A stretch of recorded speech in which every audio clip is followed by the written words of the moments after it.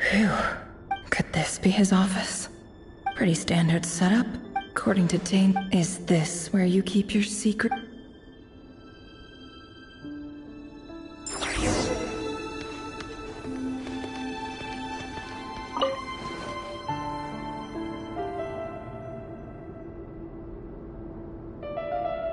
Today's files are in.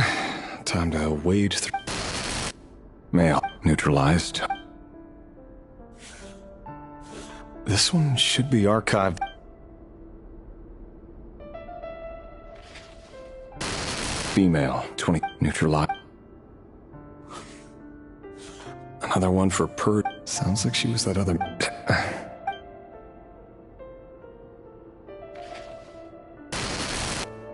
Neutralized. Just another nobody, come to think of it.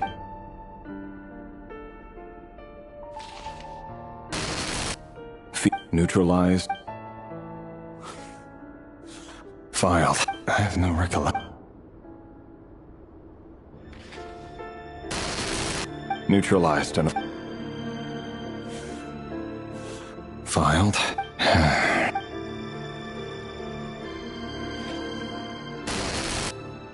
Neutral.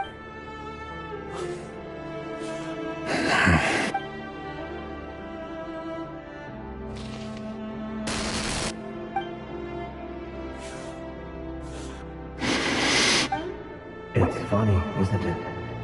Your job is becoming both harder and easier at the same time, depending on how you look at it. Sooner or later, the Crimson Moon descendants will be completely wiped out. But as their numbers dwindle, they become harder and harder to track down. That's not how it is. Fortunately, however, most of the able-bodied adults have already been taken care of. The remaining weaklings will be increasingly easy to deal with. No! No. My job is to ensure the survival of the Eclipse Dynasty. And the only way to do that is by eliminating any and all potential threats. It's a perfectly legitimate line of work. Every single one of my colleagues can attest to my fairness. And if my friends were aware of the facts, I know they'd back me up too. Assuming, of course, that they were aware of all the facts.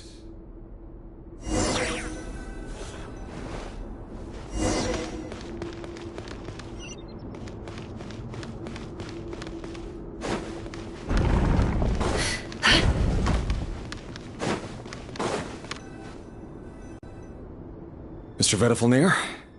Revier. Tell me. It is indeed with it. I was just thinking... That isn't a lot. Ever since that... Does it feel... I'm afraid the notion... You fear my son. That's right.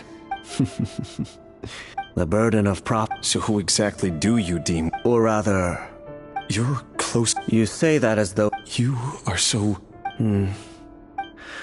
Let me offer you some. For many reasons. Hold on. There's that same black fog again. Wait. His name is Rayrir. What? A cruel irony, isn't it? Why are you... Simple. I want you to kill him. No, absolutely not. So you'll just stand by and... The blood of the Crimson... You think that'll... Why wouldn't it be? You two were once a child of the... As long as you promise to abandon this pipe... Persuade the... Do you even know why he's so upset? The Vinster King. If you can't bring your... The ray here of soul... That really is... But... Love should be built on honesty. Is it really so wrong to hide... Vedifalnir, but I won't just sit by and... No matter who...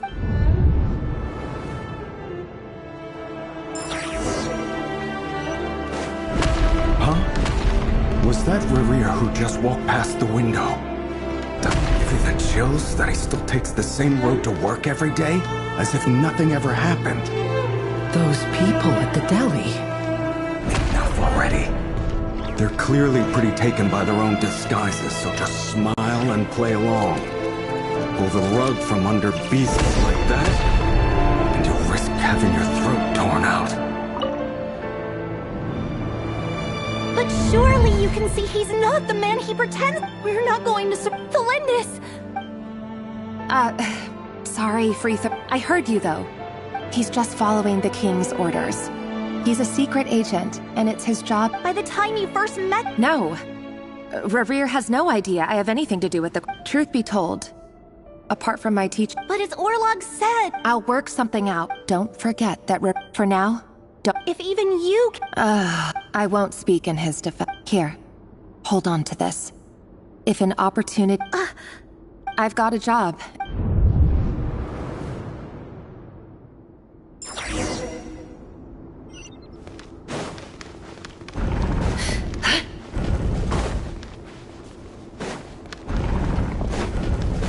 Another day, another round of assassination training. Training ground is just beyond this hidden passageway. When you kill a person, doesn't it bother you when you end up covered in blood? Make sure you have a firm grip on the handle. And choose your ammo well. Keep your movements light and brisk. And the prey won't sense a thing. About that, I'll bet no one's ever died a quiet death at your hands. I work clean. No traces.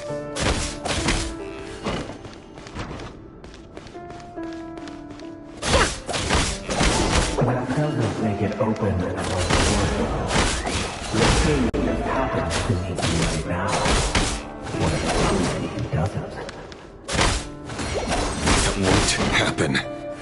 We say, ever since the stone bestows that power, to get it, he only had you take out a handful of the guilty. The ones I've dealt with have always been guilty. And I've carried out my work flawlessly.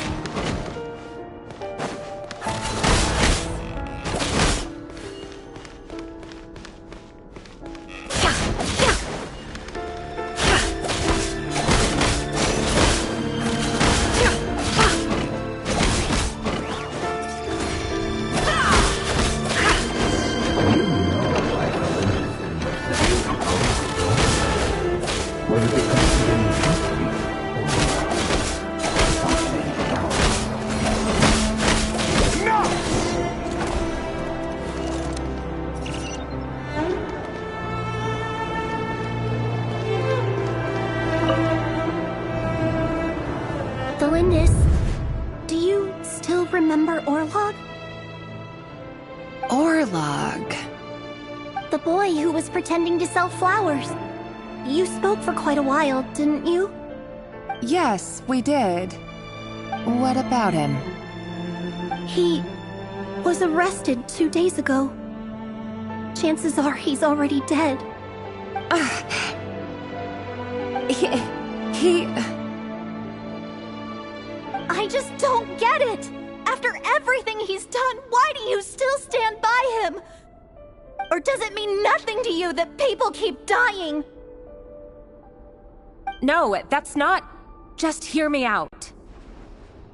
I need to go now, Thalindis. They're looking for us. You take care too.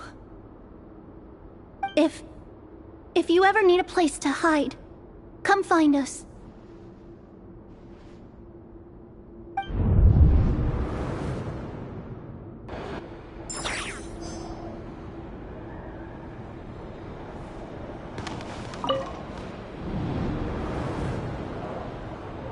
Author Thalindis. Over the course of this week, the research object was subjected to interference for a total of 47 hours for experimental purposes. The results are as follows. All subjects of observation that were sent inside have now... The situation within is proving more problematic than anticipated. No progress whatsoever. What now? Won't you give me even a glimmer of hope? Things are getting worse by the day. I have to find a way or we'll all be in danger.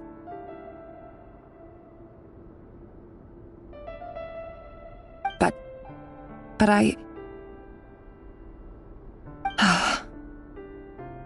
If all this research comes to nothing, what then? Sooner or later, it'll be my neck on the line. But could he really bring himself to kill me? No. Surely he wouldn't have the heart.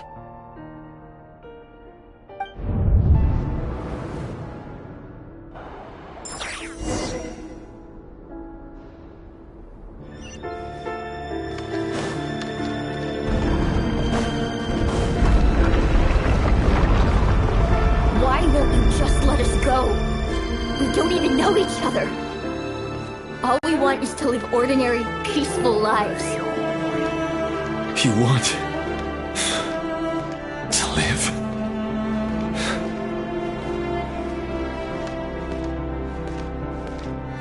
Yes. I just want to go on living. Is that really such an unforgivable crime?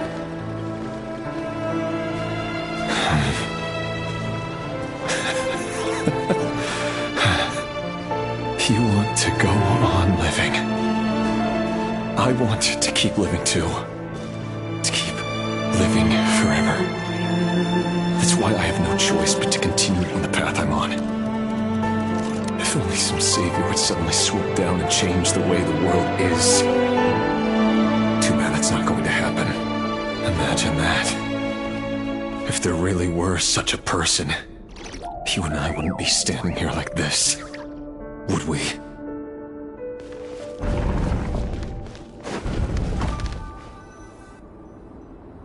Today's files are in. Time to wade through them just like usual. No, I don't get tired of it. It's my job. And not only am I lucky to have it, I'm good at it too.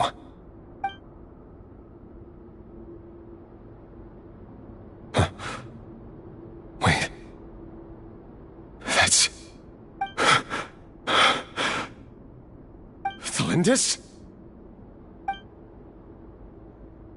No. No! No!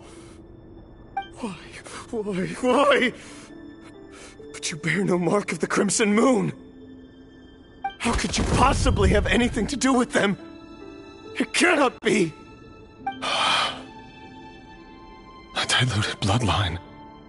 Carefully concealed. I see it now.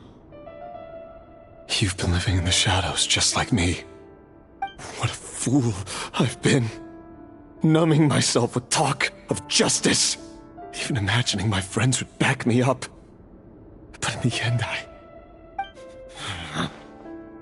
Irminsul. Finster King! How far are you going to take this? From the direct bloodline to secondary offshoots? And then what? Today it's the descendants of the Crimson Moon. Who will it be tomorrow? Will you not rest until everyone down here is dead? No. This cannot go on. This is where it ends.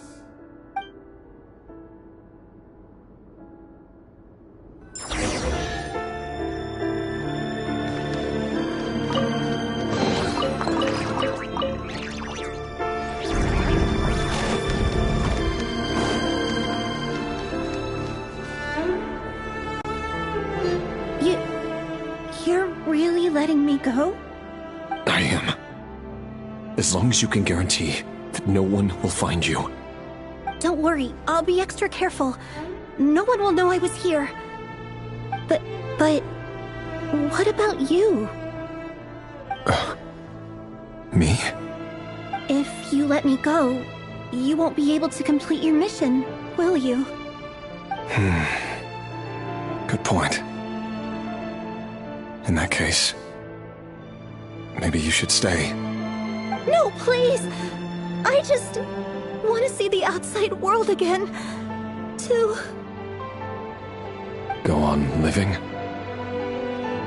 Yes. I know you're a man of your word. So please, just let me go. If I let you leave, what will become of me? Just kidding. Go, now. But remember, don't let anyone know you were caught. We'll be seeing each other again very soon if you do.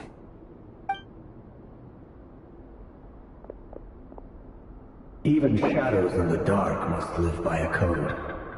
But you can't save everyone. You've been whispering in my ear for days now, Vedifilnir. What are you trying to do? Break me down? I only say this because you long for an answer to your problems.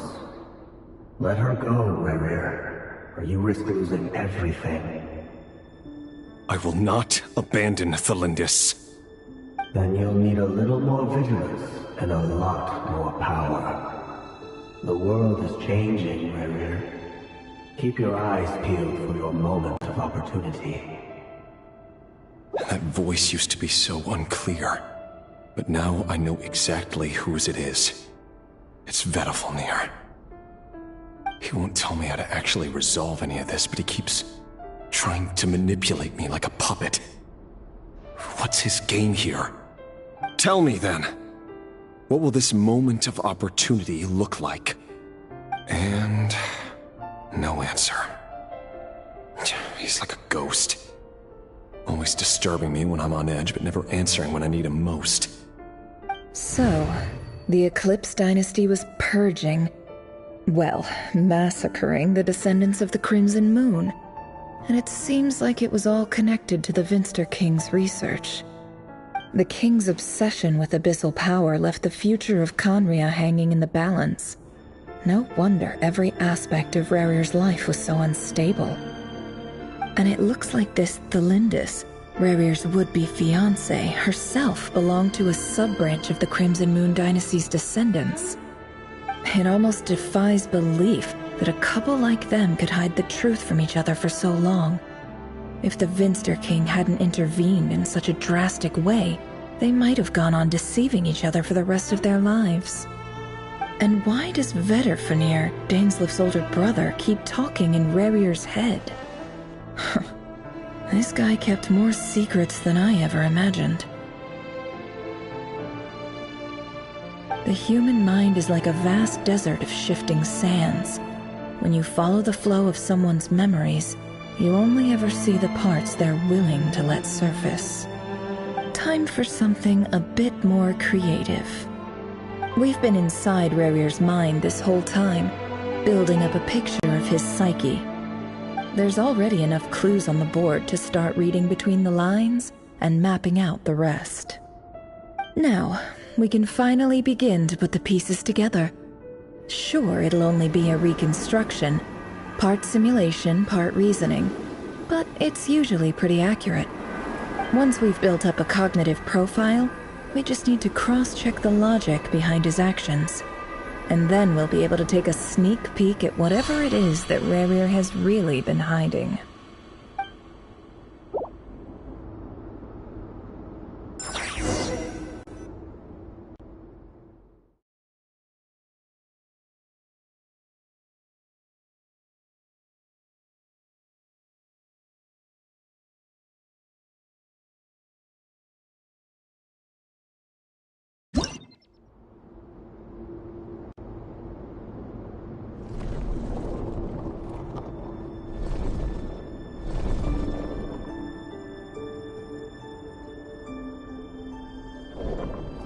Rerir, are you there?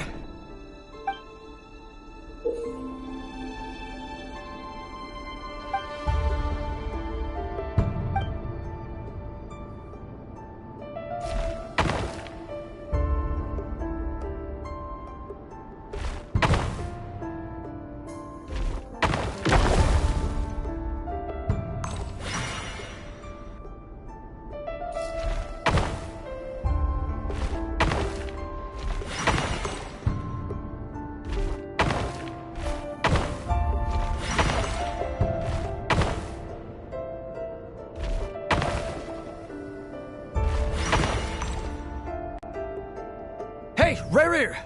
Come out, it's urgent! Dane? What's wrong? Quick, come with me. I'll explain everything once we've met up with the others. Okay. I'll come. But the Lindis is still over at the Universitas. I'll need to leave her a note. All right then, but make it quick. I've never seen Dane so worked up before. Whatever this is, it must be big trouble.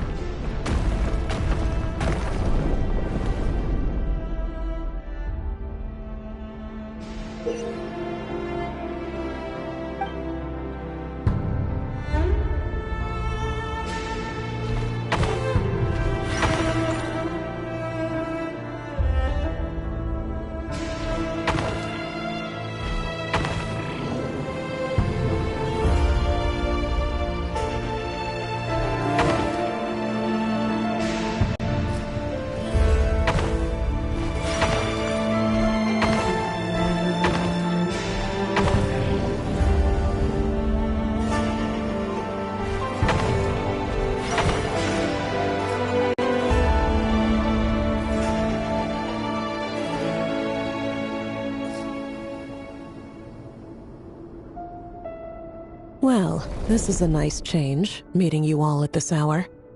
When men and women of ambition can speak face to face in broad daylight, I say that's a big step forward for our dear Conria. Don't be ridiculous. We do not fear the day. Why would we seek refuge in the night? You might ask your blade that same question. I'm told it prefers the cover of darkness. The word on the street is that Sertologi only strikes when he has an unfair advantage. But that is patently false. I see you're missing an arm and a leg. Surely only a fair fight could explain that. If this is your way of offering me replacement limbs, believe me, I'll take them. Oh, we can certainly discuss that. With bioalchemy, anything is possible. Assuming I have your full support in my research. Lunatic. Robtatir, what brings you here? Why, Dainsleif, of course. He invited me. Please, cast aside your apprehensions, Miss Rhindaughter. Whatever the rumors may say, I am but a humble servant of the king, and I can assure you he affords me no greater convenience than he does you. Well, the Universitas Magistrorum won't stop fawning over you. So at least some of the rumors must be true. You're clearly doing well for yourself, so drop the humble servant act. It endears you to no one. You're president of the Universitas Magistrorum, the chief royal mage known as the Wise by royal appointment, and by far the most favored among the 4 pillars of Conria. Vice President Veit doesn't even try to hide his envy when he sees you. My success is the product of hard work and good luck. It's as simple as that. Were the king not such an extremist, I hardly think I would have received a senior post at my age. Of course, no job is without its gripes. Serving a king like ours can be a challenging task, as I'm sure you can imagine. And as for Efterveit, in missing out on the presidency, he's dodged a mountain of stress. Like everything else in life, it comes with pros and cons. You're all here. I apologize for the short notice, but it was an emergency.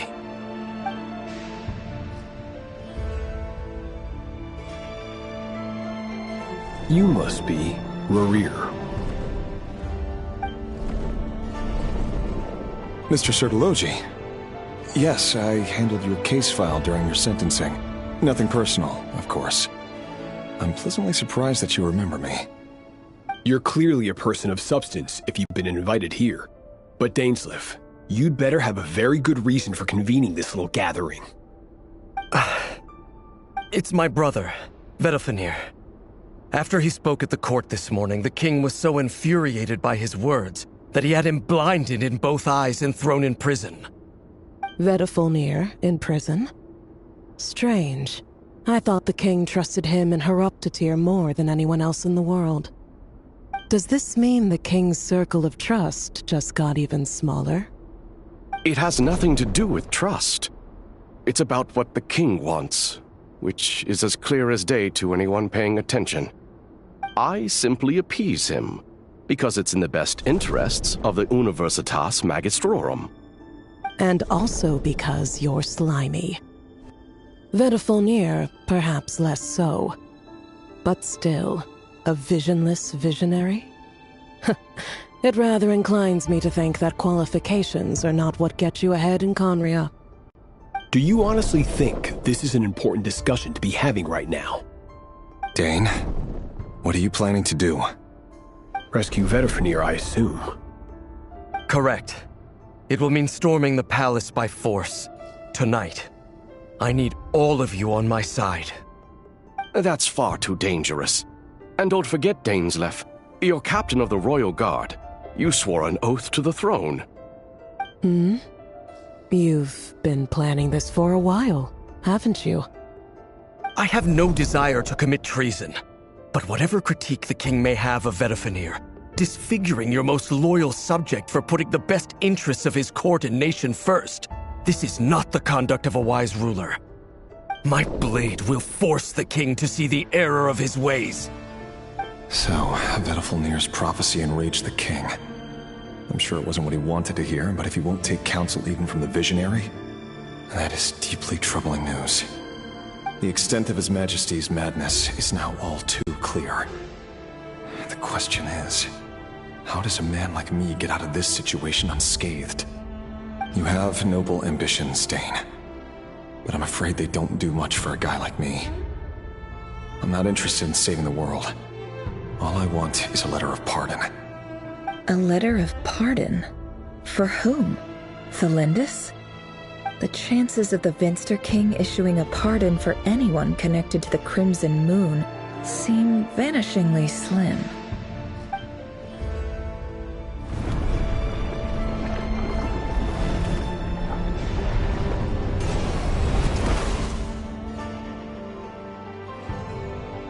This black fog over the board must have some connection to Thelindis. But why is it taking this form? Does it have something to do with Rerir's past? Another mystery I'll need to unravel.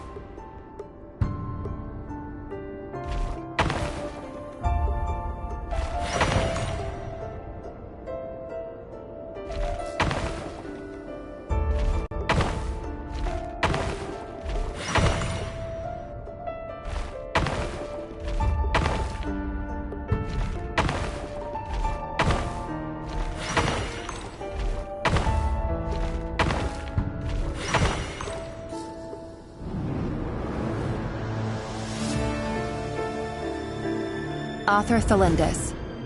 Over the course of this week, the research object was subjected to interference for a total of 60 hours for experimental purposes. The results are as follows. Research dating back to the Crimson Moon Dynasty has established 2 points regarding moon marrow. Firstly, its origins have something to do with a god's power. Secondly, it serves as a portal to an as-yet indeterminate location. Moon marrow can thus be defined as a spatial gateway. However, there are a number of hurdles to overcome before we can answer the question of where it leads to. To start with, Opening the gateway requires a specific power source, which the relevant literature indicates. An enormous amount of power is then required to keep the gate open. Currently, the total power output of our instruments remains in the single digits. To make matters worse, I am now the only staff member remaining in the Moon Marrow lab. The Universitas Magistrorum recently decided to move most of its personnel into abyssal energy research, which has stymied all Crimson Moon-related projects. This is not a wise move. I have always maintained that placing all our hopes in a single source of power is risky, especially one as poorly understood as this. As well as making ourselves overly reliant on a single resource, we are neglecting other promising technologies. I apologize if this comes across as disrespectful. But as a Moon Marrow researcher, I desperately want to see the world beyond the gateway. If we really made it there one day, what would we find? And how would we go about taming the unknown? My imagination is endlessly fueled by questions such as these.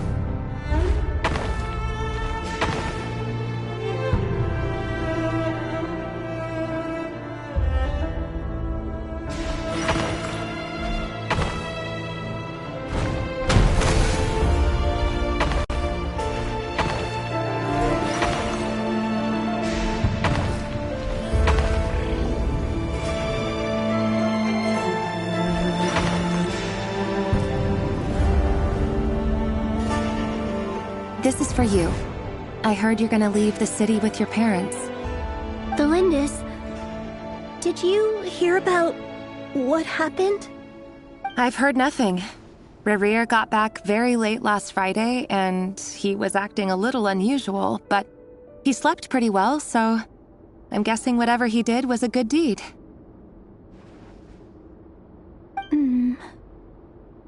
You never saw him, and I don't know what he did. And this conversation never happened. You understand? What if he finds out that you pried into his secrets? Don't be silly. I don't know what secrets he does or doesn't have. All I know is he's just a normal guy who happens to run some errands for the king. Are you scared of him? I don't know. The Rerir I know doesn't match the person you all describe. Logically, I should be scared of him. And yet, I don't want to lose him. But enough about that. You should get going, and be careful with the package I gave you. Keep it secret. Keep it safe. What's in it? A piece of the moon. All you need to know is that as long as you keep it safe, then in the future, everyone will be able to see a red moon. A red moon? You mean our moon? That's right. Our moon. Promise me you'll look after it. I promise, the Lindis. The Crimson Moon bloodline will never die out. Its light, the color of blood, will become like a fire that flows in our veins, no matter how long it takes.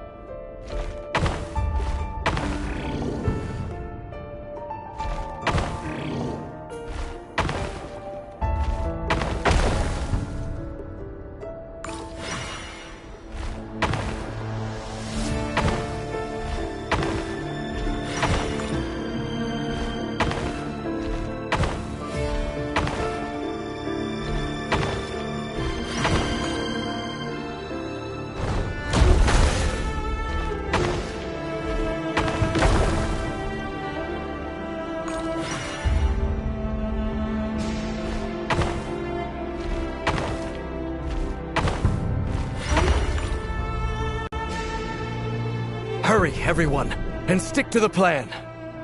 Sir Dainsleif, what are you? Is this treason? You know what happens to those who betray the throne. Please, don't do this! It is the king himself who has betrayed the throne. He has betrayed all of Conria. If you have any love left for justice in your heart, you should join me. It's showtime.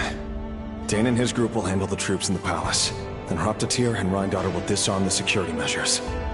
My job is to enter the prison and rescue Vedifalnir. Stay safe. Wish me luck. Look after my brother.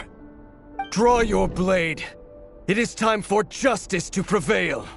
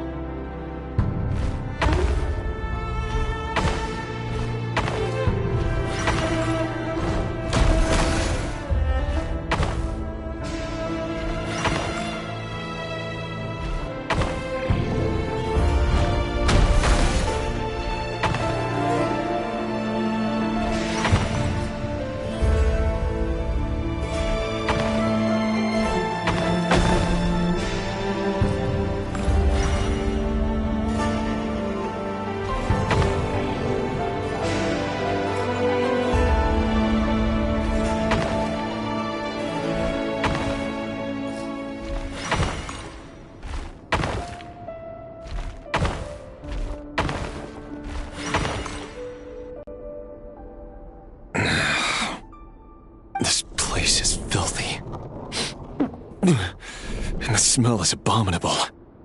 Clearly, the king doesn't allow his prisoners a single shred of dignity. This is dire. Found you. Hello, Mr. Vedifulnir.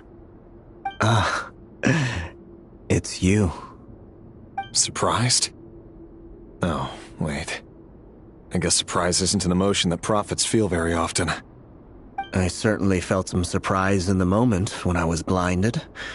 Surprise at the king's sheer ignorance. Surprise at just how unfairly this world responds to words of earnest remonstration. I'm curious. What did you prophesize this time? It wasn't a prophecy. It was a word of warning. Someone had to say it. The king has forsaken all reason in pursuit of his obsessions. I simply told him that if he continues on this path, Khaenri'ah will surely fall. But he didn't listen. Worse still, he stabbed you in both eyes and locked you away. Dane asked for my help. The court is in complete chaos now, but I'm sure you predicted that. Everything is transpiring as I foresaw, yet I am powerless to change it. Fate is an immutable force. I can but lament as the inevitable unfolds. I do wonder whether giving a man the power to see the future does nothing more for him than slowly crush his spirit. Forgive my curtness, Vedifulnir, but the king did not suddenly turn on you today. His suspicions have been brewing for a long time. You can't have wisdom beyond the reach of your fellow man without attracting his fear and suspicion. There are things the king does not want to see. So, he doesn't want you having visions of them either. He blinded you because he thought this would make the visions stop. He wasn't entirely wrong. I did indeed lose my power to see the future. Right up until... Until what? Just now. I believe I saw something new. Well, tonight could go a lot of different ways. 5 of us banded together to storm the palace, also we could rescue you. This will go down as the most tumultuous day in Khaenri'ah history. I sense hatred in you, but also hope. A desperate hope that with the tyrant deposed, that will be the end of the story. But this is not the end. It is the beginning of a new chapter, in a whole new story. There are many men of honor and courage in this world, Rerir. But you are not one of them. You're not here for justice, are you? You're here for yourself. Is that a dagger? Interesting. Why not the polearm? It was always your weapon of choice. With your abilities, I don't doubt that you were able to recover some of your sight. But I also doubt that you want to make an enemy of me right now. Of course not. We're on the same side, aren't we? We could be. But I need you to be honest with me, Vedifulnir. At this point, you're my only hope for the future. You mean your future? With your beloved, Felindis? Yes. And I know there are bigger things at stake here. A dynasty, a nation, maybe the entire world. But forgive me, I care first and foremost about myself. I can't abandon the one I love to save myself. I just can't do it. But you see a broader picture of the future than I. You see the solutions to the biggest problems of our age.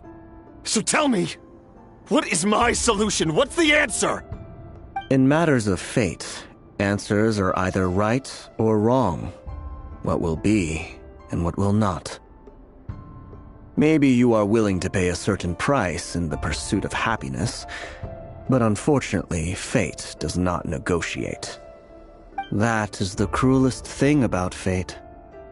It is unmoved by your sacrifices. That can't be true. I know it's your voice that I keep hearing in my head, urging me to see how the world is changing, to seek more power, so I can protect the things I love. You show me disaster, but you won't show me how to avoid it? Why? Why are you doing all this? My voice. In your head.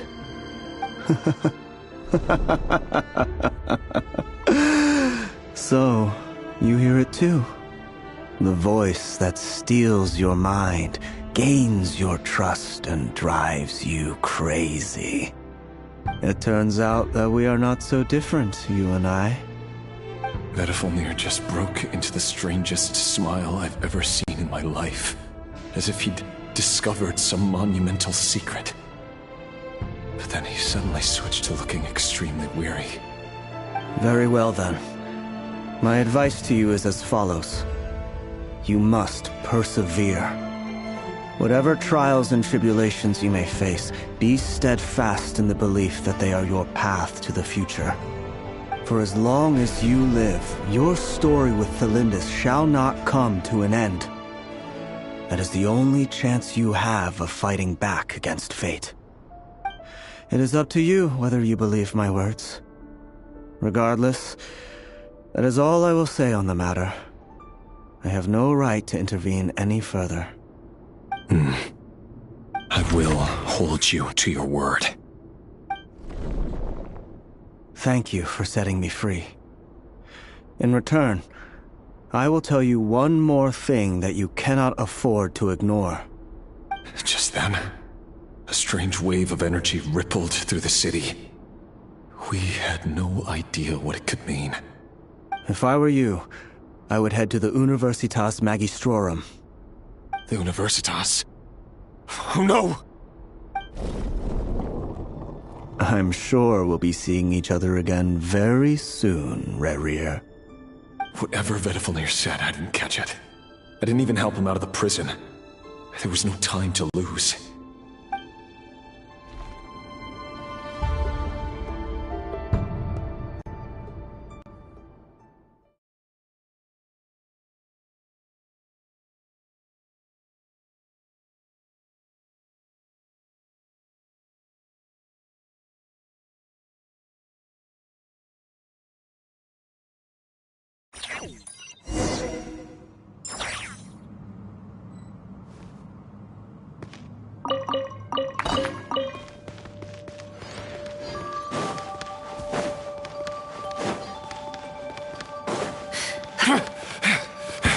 Monsters? Is this Rhine Daughter's doing? With the Universitas Magistrorum? Out of my way! Light of the blazing sun!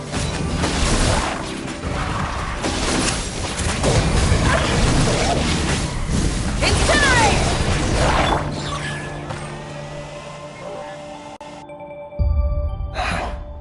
The Universitas. That reminds me of a rumor I once heard. Allegedly, the king installed secret mechanisms in the palace and around the city. No one knows where they are or what kind of power they hold. But if they were ever going to activate, it would probably be on a night like tonight. Help!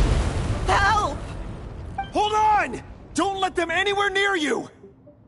Save me! I can't! Ah! That sounded like an explosion. So, the rumor is true? The king really went through with it? What other means does the king have at his disposal? They must run on power from the Abyss. And given it's a major center of Abyss research, anyone over at the Universitas will be in grave danger. I have to hurry!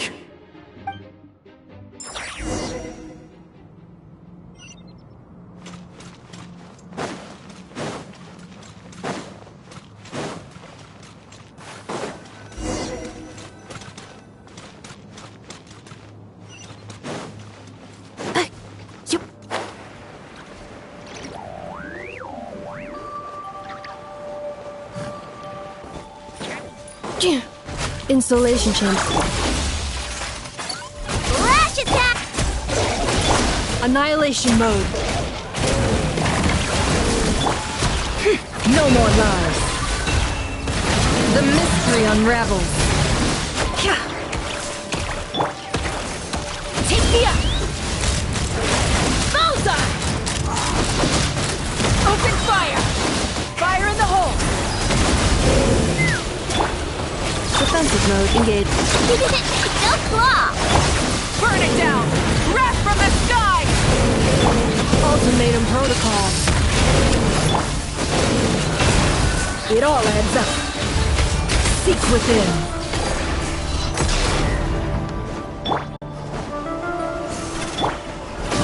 Insulation chamber deployed.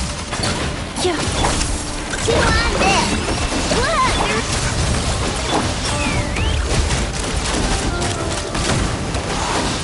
Locked on! Cleanup sequence initiated. Preparing for dust-up. Just look! Blast it back! Light it up! Light of the blazing sun!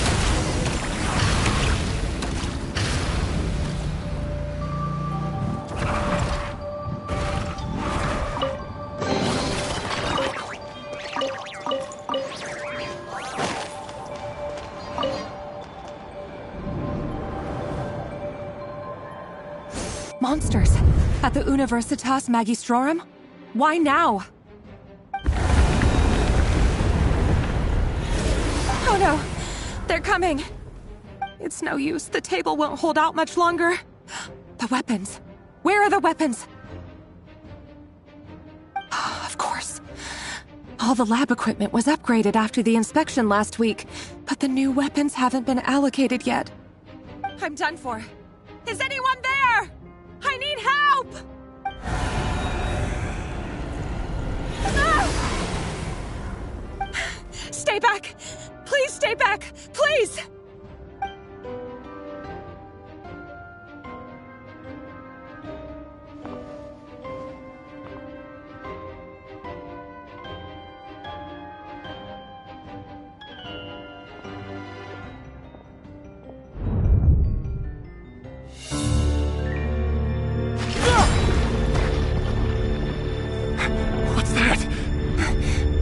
Rear.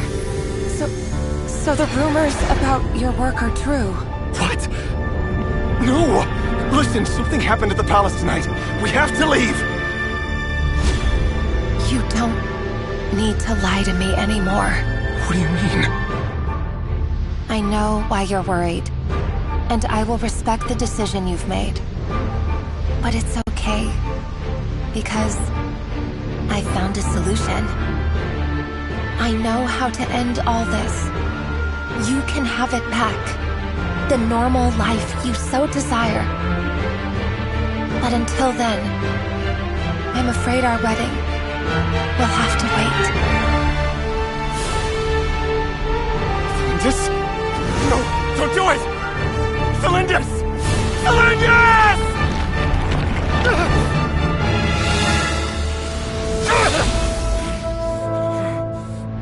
I told you, Rarier. Let her go. You will find someone better. No! No, I won't do it! I have to save her! By what means exactly? A lowly pawn. You lack the power and the strength of will. Do you know a way? Tell me! Come to the palace. Join us.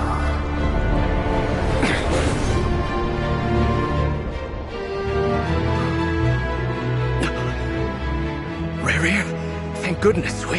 Step forth and take your share.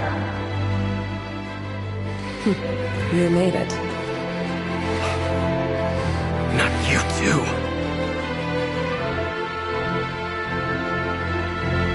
Hatred or grief, despair, desire. We all have our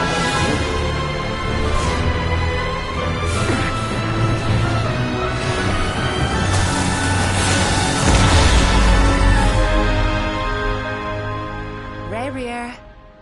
Rarier. Lindis? Were you daydreaming?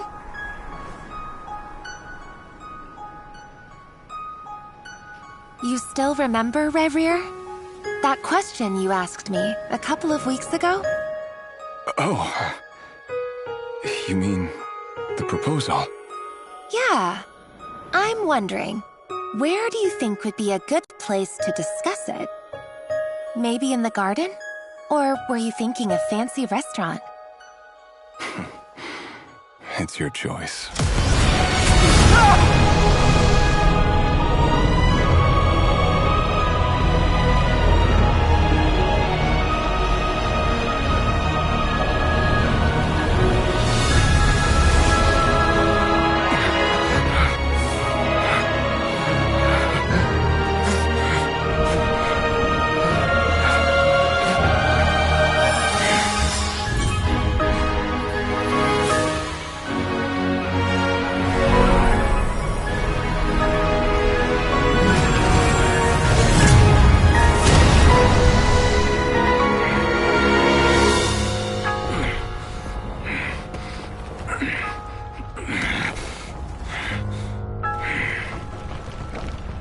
I will find you.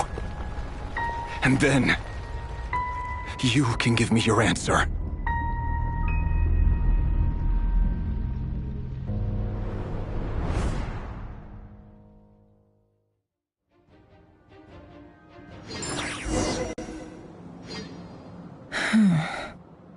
So that's how the Raker of Solnari was born. A monster created by circumstance is a monster all the same. Viewing other people's thoughts for too long can get uncomfortable. Right now, I'm feeling a strong sense of loathing. In a nutshell, the story of Conria is what happens when the truth falls by the wayside. Everyone tells little white lies, and before long, you have a huge pack of lies that destroys everything. Whew. Time to get back. His past is filled with sorrow, but the tale of any fallen civilization is one of endless tragedy. Cruel as it may be, that was Conria's fate.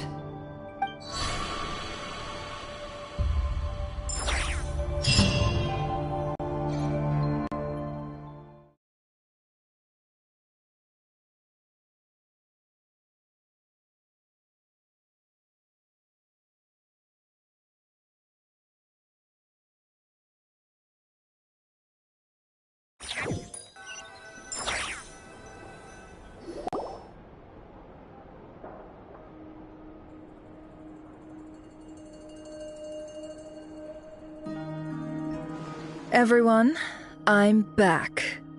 Can I get a standing ovation? Never! How are you holding up? Feeling okay? She's fine. Boss is a pro. Yes, I'm fine. You will have seen the events of Rarir's life through my thoughts. It's now clear that he is just a regular nobody, driven by personal tragedy, as he said himself. I mostly agree. There's only so much we can know about him from his memories alone, but they did give us a clear glimpse into his life in Conria. However, I would not consider Rarir to be a nobody. He was deeply involved in the events of that era. Yet, when the catastrophe of a generation strikes, nobody is safe. Sounds to me like you're speaking in riddles again. Is this you urging me not to abandon the people of Nodcry in their hour of need? That's not what I meant. Although I do hope you choose to remain a part of the plan. Without you, the mission ahead will be all but impossible. Then try to remember that I respond better to the carrot than the stick. And I don't appreciate being bossed around. Now, as for you, Missy, you were excellent. You stuck to the rules of the ceremony and kept your mouth shut the entire time. Bravo. Cool. So, can you fill me in on the deets now? Most of what I saw went right over my head. Patience. You'll hear the whole story, don't you worry.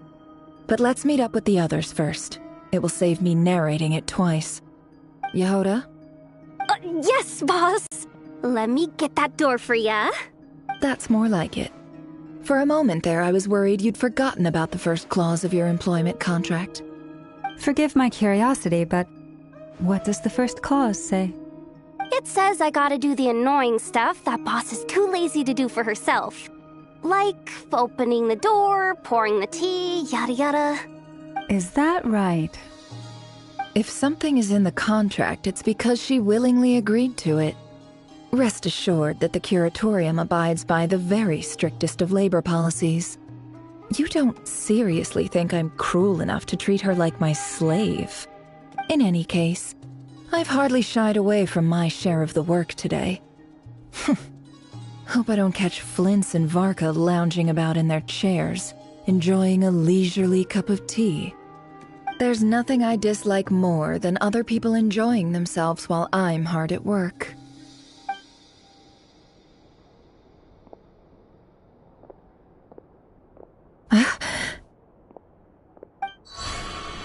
Oh no.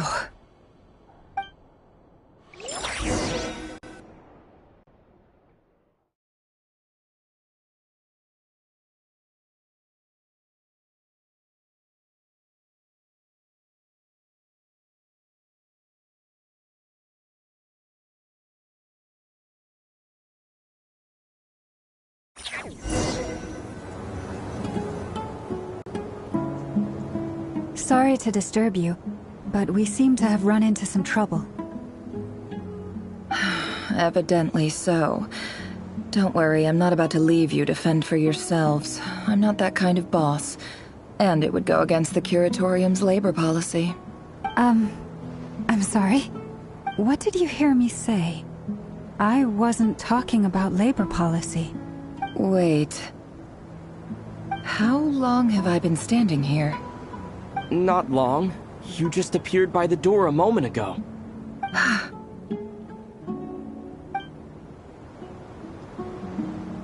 Boss, what's wrong? You look like you've seen a ghost. We've been tricked. We never left at all. Somehow I hallucinated that whole scene back inside the office. Hallucinated? But how? How indeed. This place should heed my will alone. All thoughts and actions that occur in here are just a result of pawns moving across the chessboard in a carefully calculated manner. And nobody has access to this chess set but me. So you control everything in here? More or less. But yes, it's a special technique of mine. Has anything like this ever happened before? Only once. It was the first time I used the chess set. Is there any similarity between what happened then and what's happening now? I suppose my thoughts are a little turbulent, which was also the case my first time. Is there anything I can do to help? The first clause of your contract clearly states that I only need your help with things that I'm too lazy to do myself. Meaning, you're not feeling lazy right now? Meaning, this is not something Yehoda can help with. The chess set is a personal treasure that I alone understand. I must be the one to find our way out of here. Boss, it's fine. Really. Let me do something useful. Oh, listen to you. Whatever would I do without you, Yehoda? What? Really? Yes, really. Where would I ever find another employee as obedient and servile as you? God forbid anything ever happens to you. Oh, okay. Well, anyway, I was thinking of fetching some water. There's gotta be a source around here somewhere. I suggest everyone finds someplace comfortable to take a rest. We gotta conserve our energy. Even though all this chess malarkey doesn't exist in a physical sense, mentally speaking, it's all real. And so is our tiredness and fatigue. You don't want to dismiss mental fatigue. Just because it isn't physical doesn't mean it's any less serious. But anyway, I got your backs, so don't worry about a thing. Don't I have the best employees? Jealous much?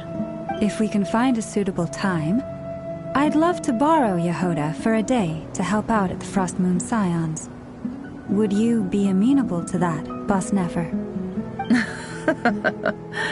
Oh, Lauma. Have I ever told you just how pretty you are? Beauty runs from the tips of your antlers to the depths of your imagination. Time to rally, everyone. Follow me. As we continue our journey, the same rules will apply. That means stay focused and no talking no matter what we encounter. And don't disturb the chess pieces. You have my word that I will get us all out of here.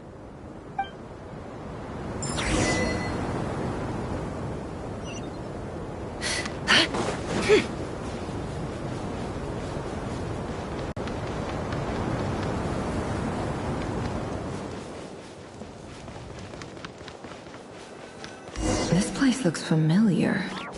That's not a good sign. There's someone up ahead.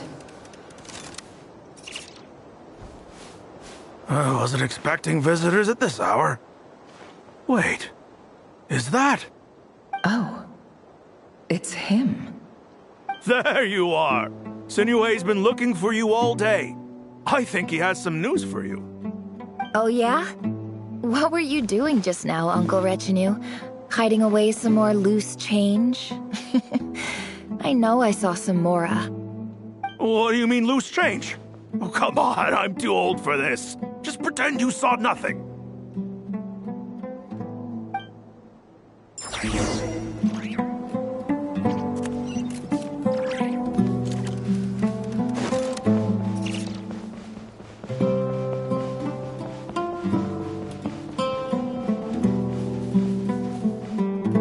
Hey, kid. Mind telling me what Sinuhe's been up to recently? I'm trying to get in his good books and I need a way in. Get in his good books? Why? What do you want with my dad, Uncle Apepi? I've written a new song. I was hoping to showcase it at the next festival, but I'll need his approval. A new song, huh? I'd love to stay and listen, but unfortunately, Uncle Retinue says my dad's looking for me. Well, there's plenty of time and I'm not going anywhere. See that pile of stones? I'll be sitting there warming up my vocal cords. Come find me when you're done. Pile of stones. Got it.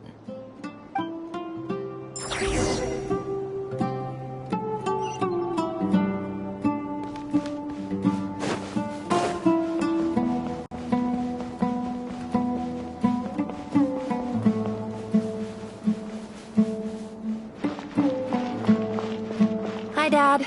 Uncle Retinue said you were looking for me. Ah, there's my little princess. If you'd gotten back just a little sooner, you could have shared the spoils of war with me. Spoils of war? Who were you fighting against, Dad? It was just a figure of speech. The aftermath of a sandstorm is no time to be waging war. I was talking about our war against thirst. I went out to fix our water supply problem, and now I'm back. Which means... We have a well again! That's right. I found a new one and brought back as much water as I could carry. It should last us for a good while. If it wasn't for these blasted sandstorms, our wells wouldn't be caving in. You wouldn't be spending all your time out searching for new water sources.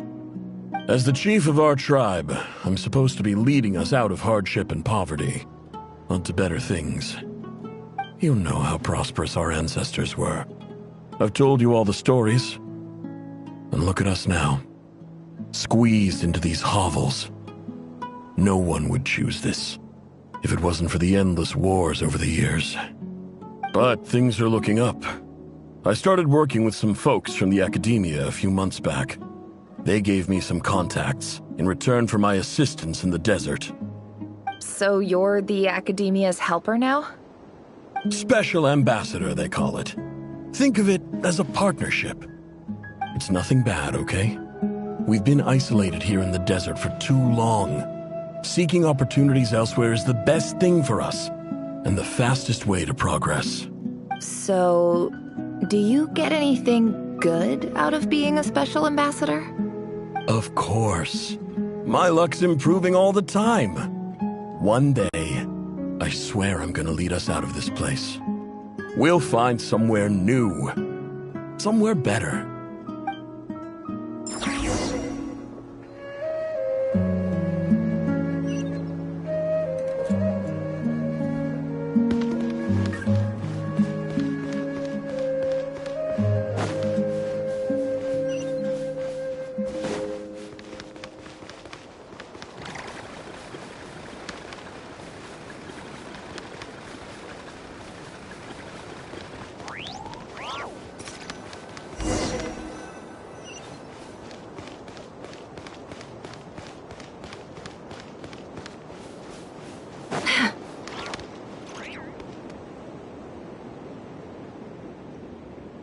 That's our well, and you know it. You stole from us. Well, you've gone from chief to thief, and now you have to face the consequences. Did you really think you could take our water without permission and get away with it? You're either brave, stupid, or both. And that Special Ambassador Act? Yeah, nice try! We spoke to the Academia. They said it was all news to them. You're a liar and a cheat!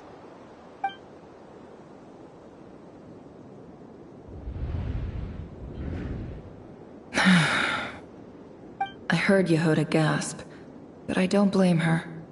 Most people are terrified by the sight of blood. Corpses strewn across the ground.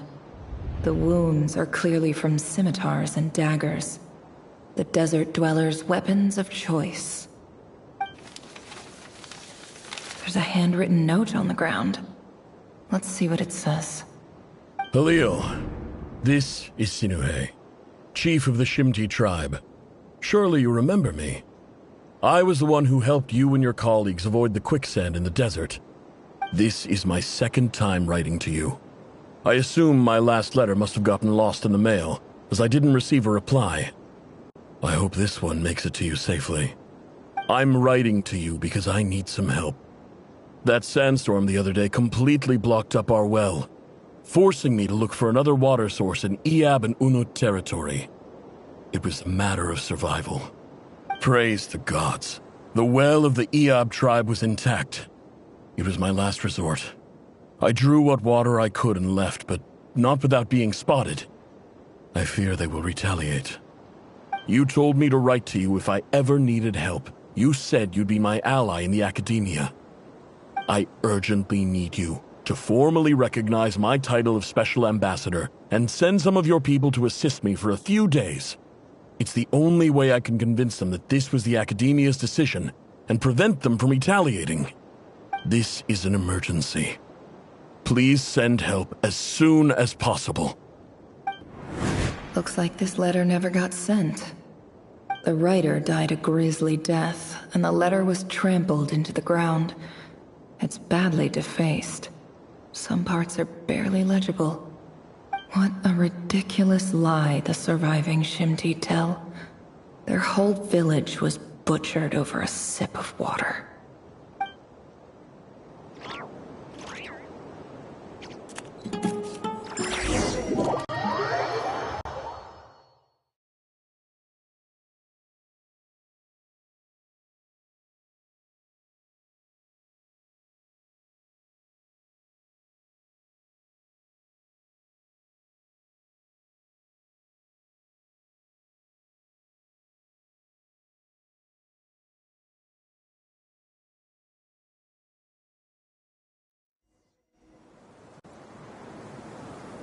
Ah, officer. Welcome. Welcome to our humble village. I thought you would at least have the courtesy to provide some respectable libations. This is the finest wine Aru village has to offer. I promise.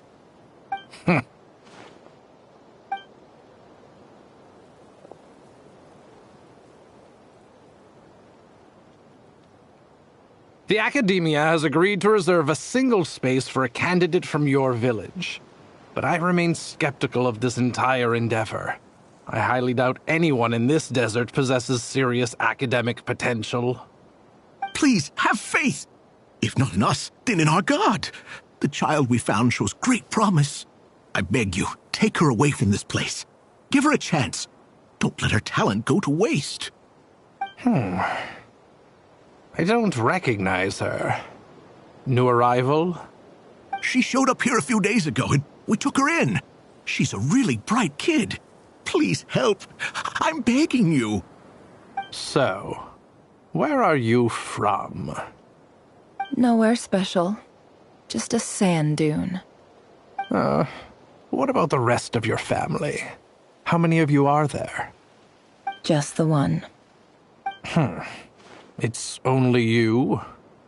Correct. So, no brothers, no sisters, no mother or father?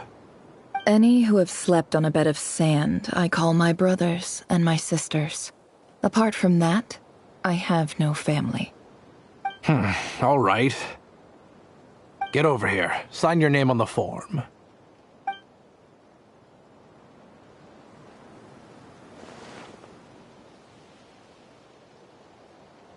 Never?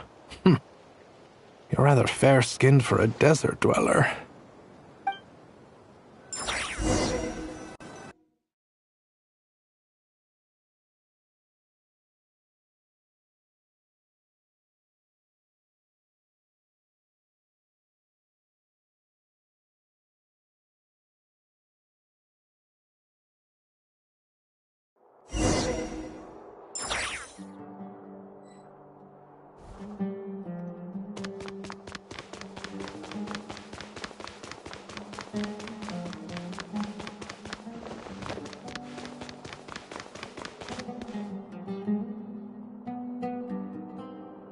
Nefer, this term's assignments have been issued already. Please read through the materials thoroughly, conduct your own additional research, and then write an essay on the topic. Yes, Professor, I'm aware. I just had a couple more questions I wanted to get your perspective on.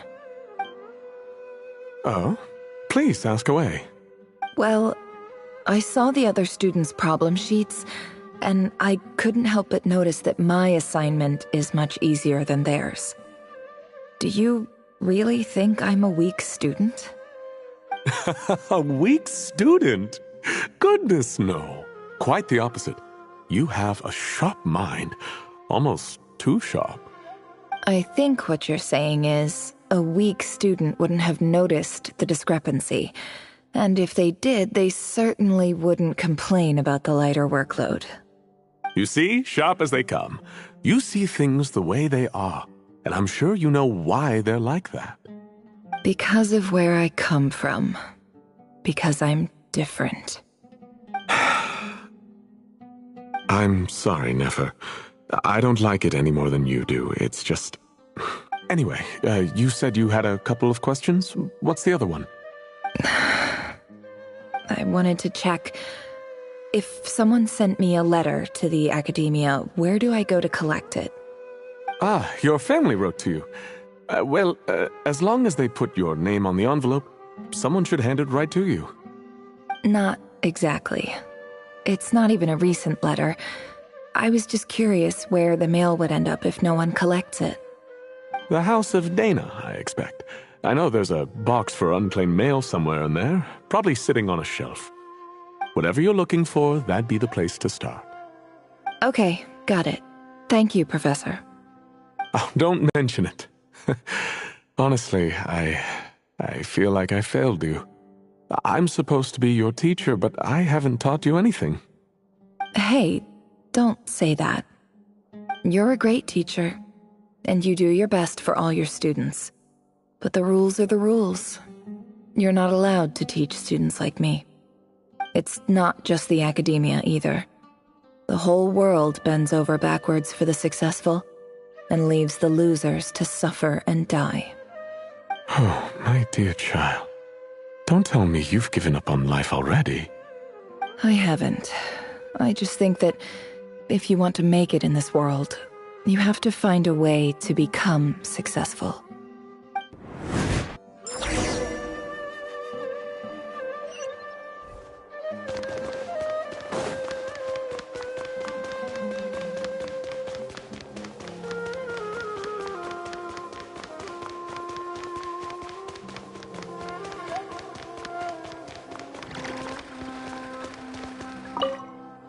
This must be it.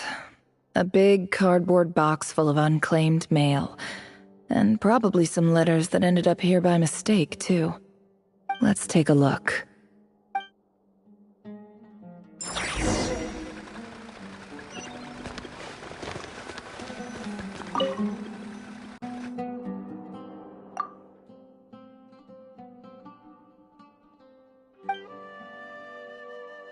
A dilapidation survey from Port Ormos. Looks like it's from a Core of 30 representative. What a strange thought. A bunch of mercs losing sleep over rundown buildings. This one was never even opened. I guess the recipient didn't care what the Core of 30 had to say about anything. Who was it addressed to? I don't recognize the name, but it must have been a Ksharawar professor.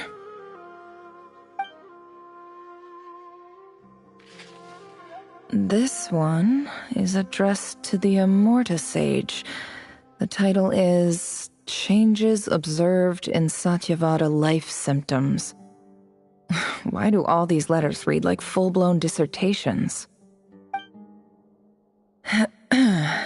Guided by the incense, we became lost somewhere in the forest.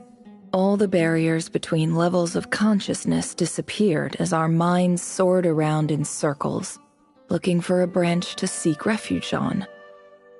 In clinical terms, these symptoms fit the description of incense poisoning.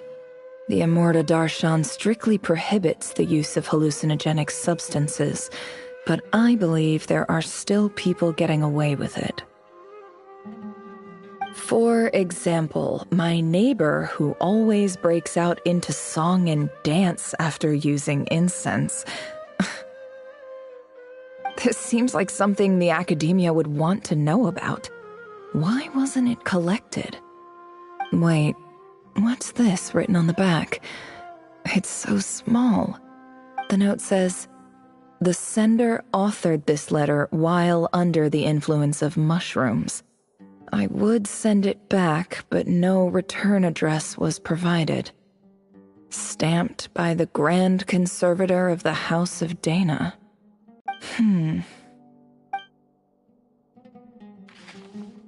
This next one is addressed to Grand Sage Azar. A few words of protest regarding recent changes in Sumeru's educational policy. In recent years, the academia has taken on a small number of students from the desert region, as per the policy to this effect. However, it appears to me that these students have not, in fact, been provided with educational opportunities that are, in any meaningful sense, equal to those enjoyed by their peers. As well as receiving dumbed-down assignments and perfunctory tutoring, they do not even have full access to the Akasha system. Education is the fundamental purpose of this institution, which should go without saying in a nation whose founding virtues are knowledge and wisdom. I ask you, is the lip service we pay to the policy of education for desert students truly the standard of pedagogy to which the academia aspires? As Grand Sage, policy decisions are your prerogative, but do not forget your roots. You and I were once students too, as was everyone else in this institution. I do hope you will give some serious attention to this matter. I encourage you to discuss issues like this with myself and others, and listen to some alternative opinions. Great letter. Shame it didn't get to where it needed to go. And the sender is... Sage Cyrus of Spontamod. I didn't realize anyone else even knew how bad students like me have it in this place. So this is where letters from the Sage of Spontamod end up? Nice one, Grand Sage.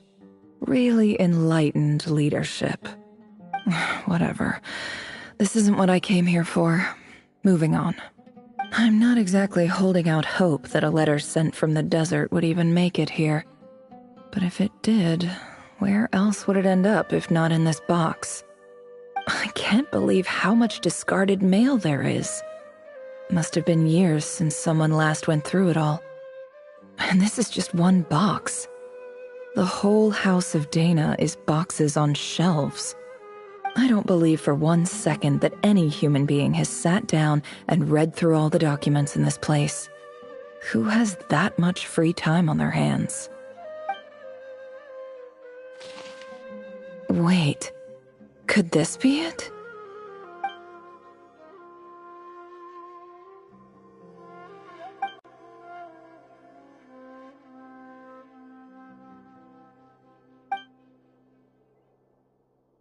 Greetings, Halil.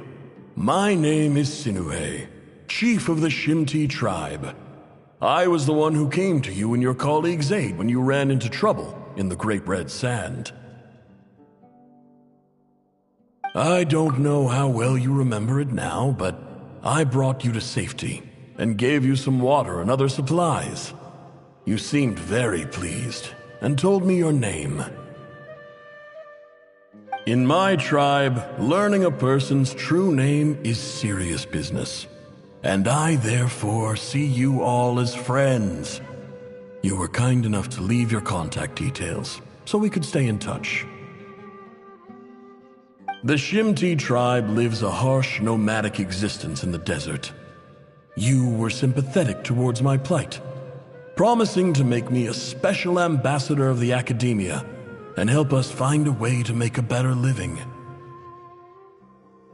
This brings me to my reason for writing. Our tribe has fallen on particularly hard times, and I would like to ask for your assistance.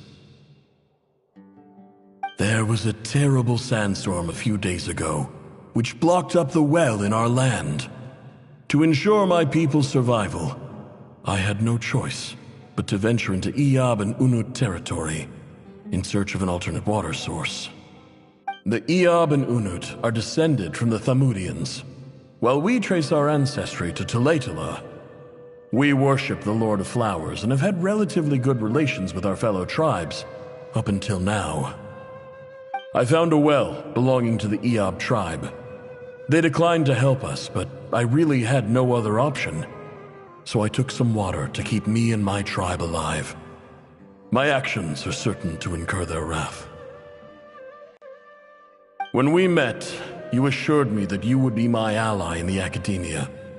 I would like to take you up on that offer, because I really need your help. I wonder if you could send an Academia representative to meet with me. That aside, the last time you were here, you mentioned that the Academia had started accepting students from the desert, and I told you a little about my daughter, Nefer. We have next to no resources here in the desert, and my power and influence are limited. Would you consider enrolling my daughter at the Academia? She is a smart girl. I know she won't disappoint you.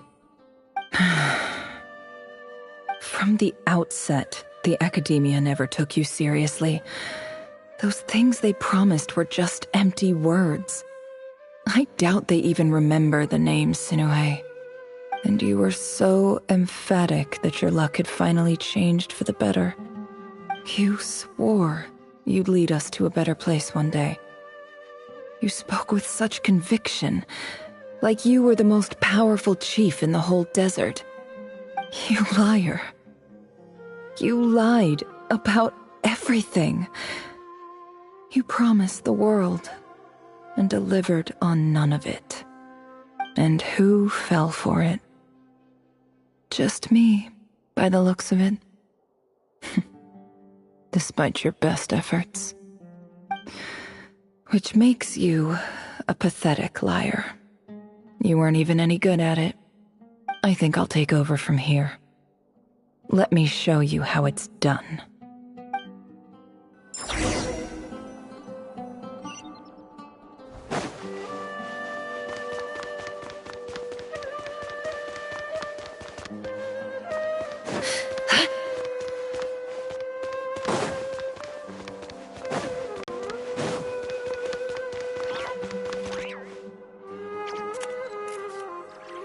I just came to say goodbye.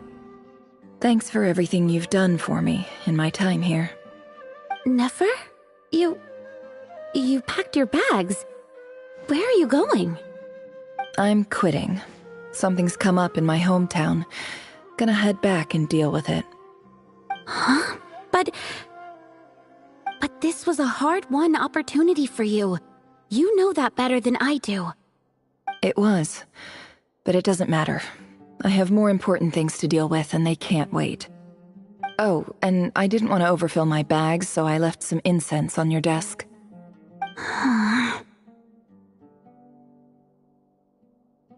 What's wrong? I thought you liked incense.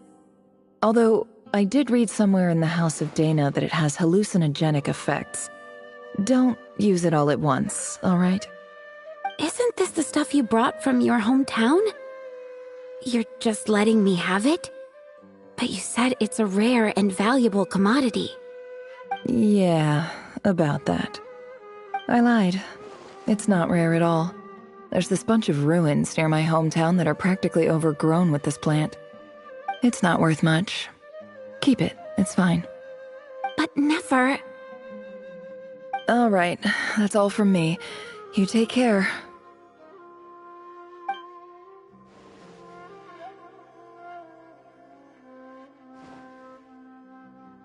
Don't forget me, okay? I mean, we're more than just classmates, right? We're friends. Yeah, I'll remember you. I lied again. That incense is worth a fortune, and it's a rare find even in those ruins. And as for remembering her, I have far too much to do when I get back. No time to reminisce. I'll be lucky if I even make it through this alive. But either way, I expect I'll forget you pretty quickly.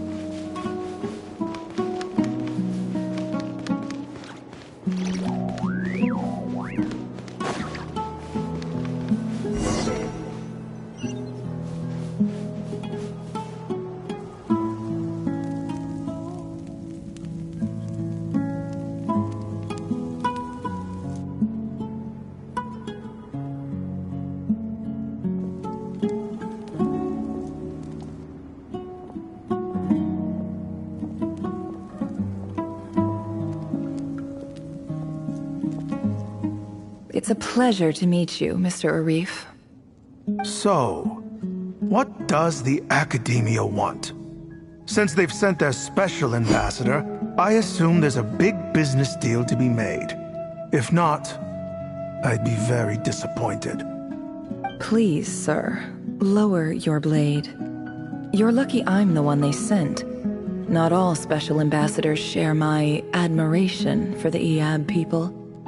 The ever-shifting balance of power in the desert reduced the once great civilizations of this region to rubble and sand. But the story of the Iab has a very different trajectory.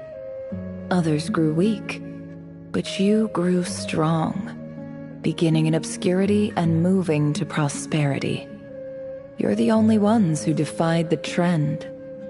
Huh. So, you do know who you're dealing with? This well is the perfect symbol of your strength, is it not? It used to belong to the Unut, but it looks like you have control over it now. You're not wrong. But I'm sure you didn't come all this way just to flatter us. Of course not. I came to bring you some very good news. Some information that recently came to light, which might just be your ticket to freedom. Records uncovered by the Vahumana Darshan show that a certain well currently under Iab control is built on top of some ancient ruins. These ruins are of great archaeological interest to the Academia. I checked the map carefully on my way over here, and I'm confident that this is the well in question. The Academia is offering 50 million mora in return for excavation rights. 50 million? No, wait. If these ruins are as important as you say, 50 million's a little low, don't you think? Don't get greedy, Iab. We know far more than you think. We know that you seized this well by force. Wasn't that the first step in your rise to power? To drive away the Unut and steal their water supply? So what if it was?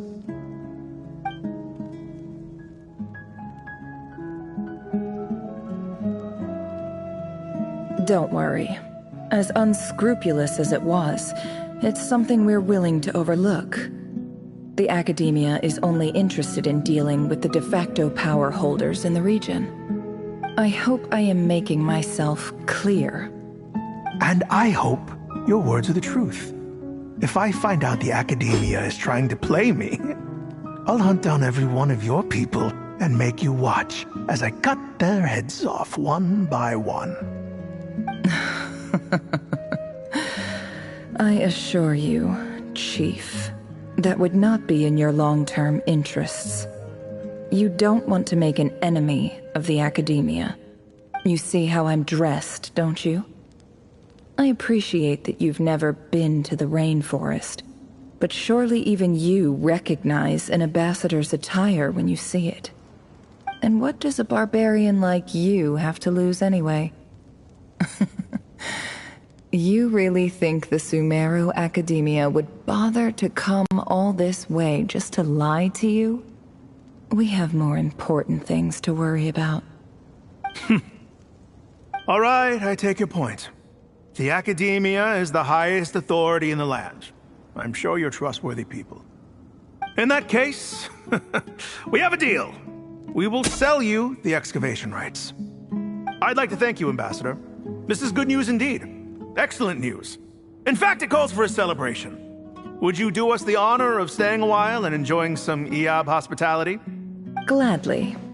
I am partial to wine myself, and I trust you are as well.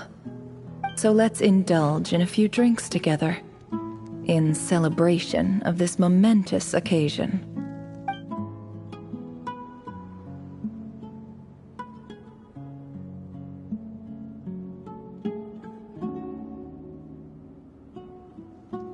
Chief!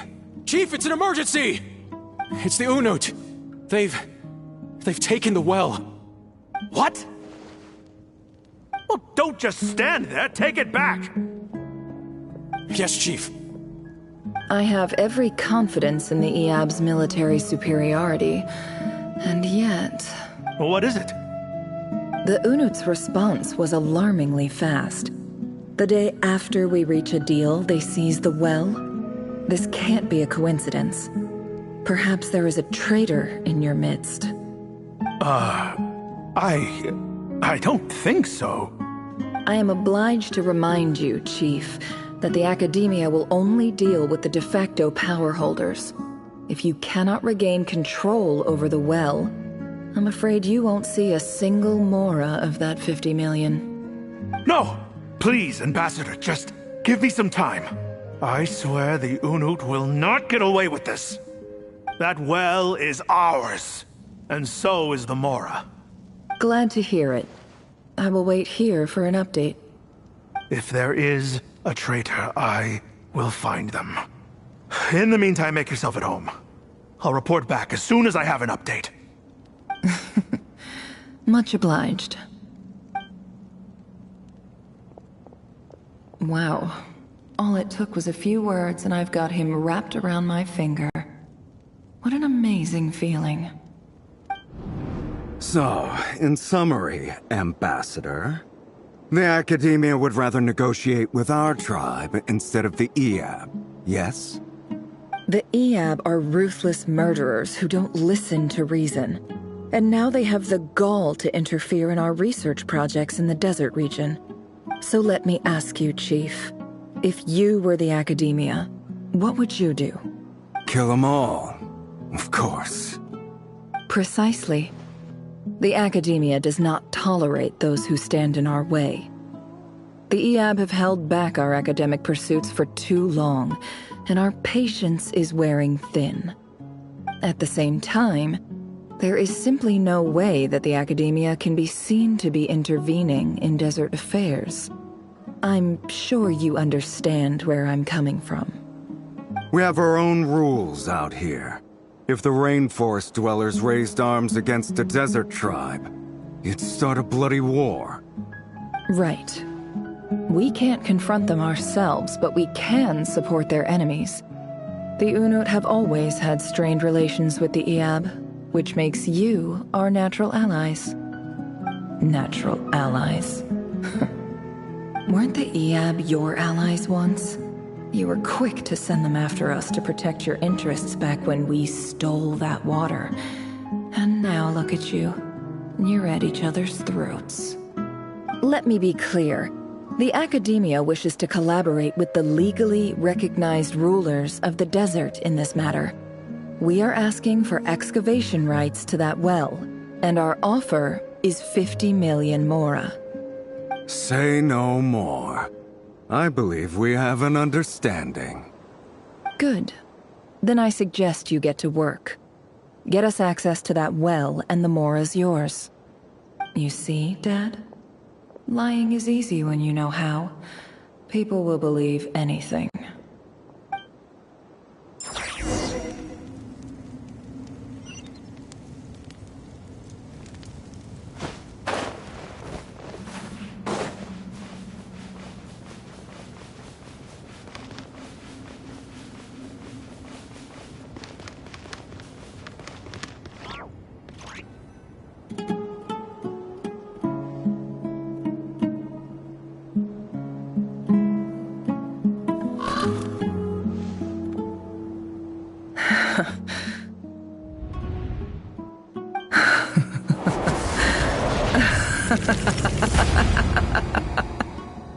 Look at yourselves.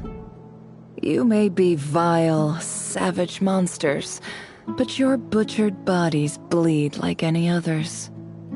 You're no different. You're nothing special at all. The monsters who destroyed my home, they're just ordinary, petty human beings. What a joke. I think we're even now. Maybe I've even done the desert a favor. It's a better place without all these people around. Oh, Sinuhe, my gullible fool of a father. Perhaps if you'd been as ruthless as I was today, our tribespeople would still be alive. In this dog-eat-dog world, a chief needs to be tough to survive. But you couldn't do what had to be done. So I did it for you. Nefer, it's okay. All of this is in the past now. I believe I remember you promising to remain silent. Yeah, but even so... Yehoda, is there anything you can do to ease the tension? Alright, time for a sharp turn onto a completely different topic. So, anyway, that's enough of that. When are we getting out of this place? Feels like we've been walking forever. I'm getting pretty tired. Oh, Alma, you tired? Yes. If we can find somewhere to sit down, I could certainly do with a rest. It's not far now. There should be a temple just up ahead. Yes. Really? A temple? That's where this story ends? I guess that's how things go in the desert. Desert dwellers can never escape their destiny. Or so everyone says. I never wanted to believe it, but looking back now, I'm as desert as they come. You mentioned a temple. What's waiting for us there? My biggest trade secret of all. Ah. Then I'm guessing it's where you got your power from. The power to peer into other people's minds. I didn't know you were clued up on any other religions. I'm no expert in the history of Sumeru, but since you come from the desert, I would imagine it has something to do with King Deshret. Sounds impressive. Oh, I know who you mean. General Mahamatra Sino. The spirit of Hermanubis dwells within him.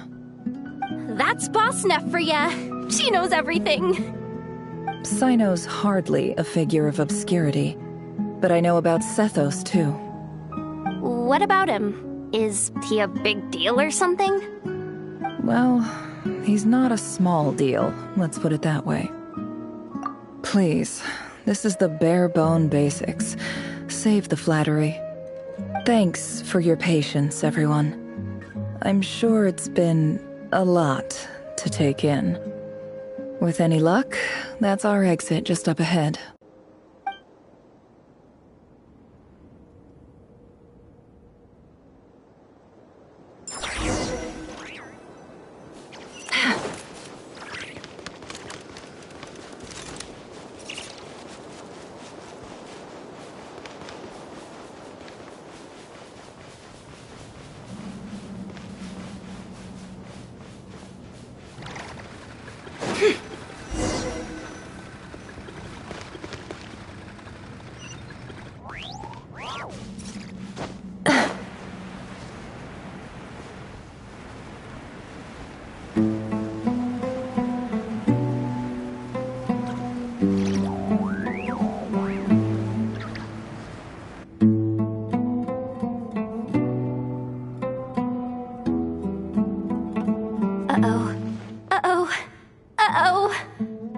I'm totally out of my depth here. I don't have anything to add about any of this stuff. Like, look at that statue, for instance. I want to do the whole name-dropping, this girl knows her stuff thing too, but I've never seen anything like it before. A statue with the head of a bird. That's Thoth, the Ibis King, one of the 7 pillars of King Deshret.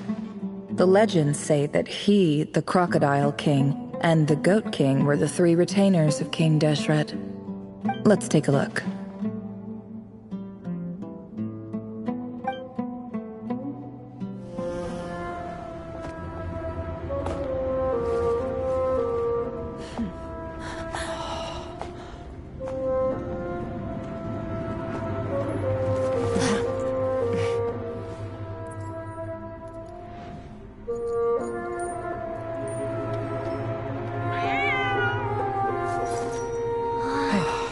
It's just Ashru. So, all is well?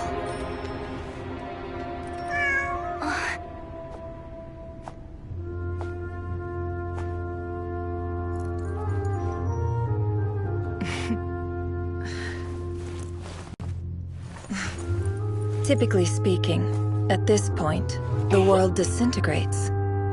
Then we find ourselves back in the outside world. Besides, these are my memories. There's nothing to fear. You're sure? Of course. It's almost over.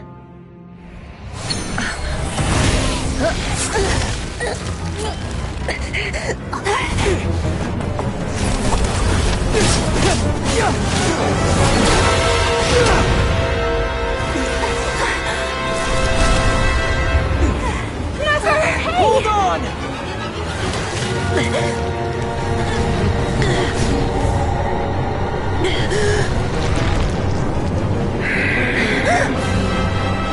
Knowing too much is always a death sentence. Speak for yourself.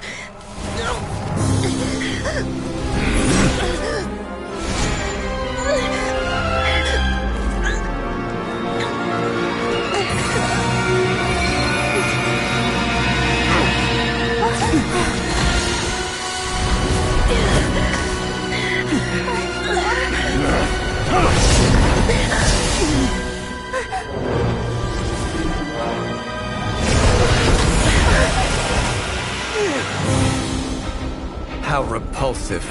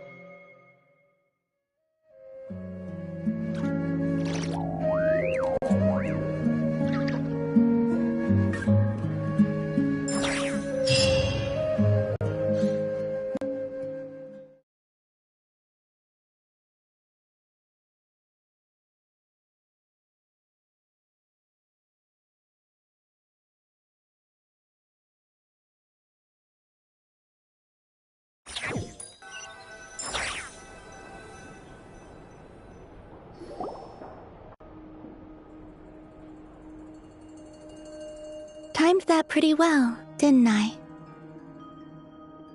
It's okay. I'm just glad no one was hurt. Paimon noticed you doing something too, Dainsleif. Were you helping get them out? Of course. When I asked Nefer to conduct this investigation, I was not naive to the dangers involved.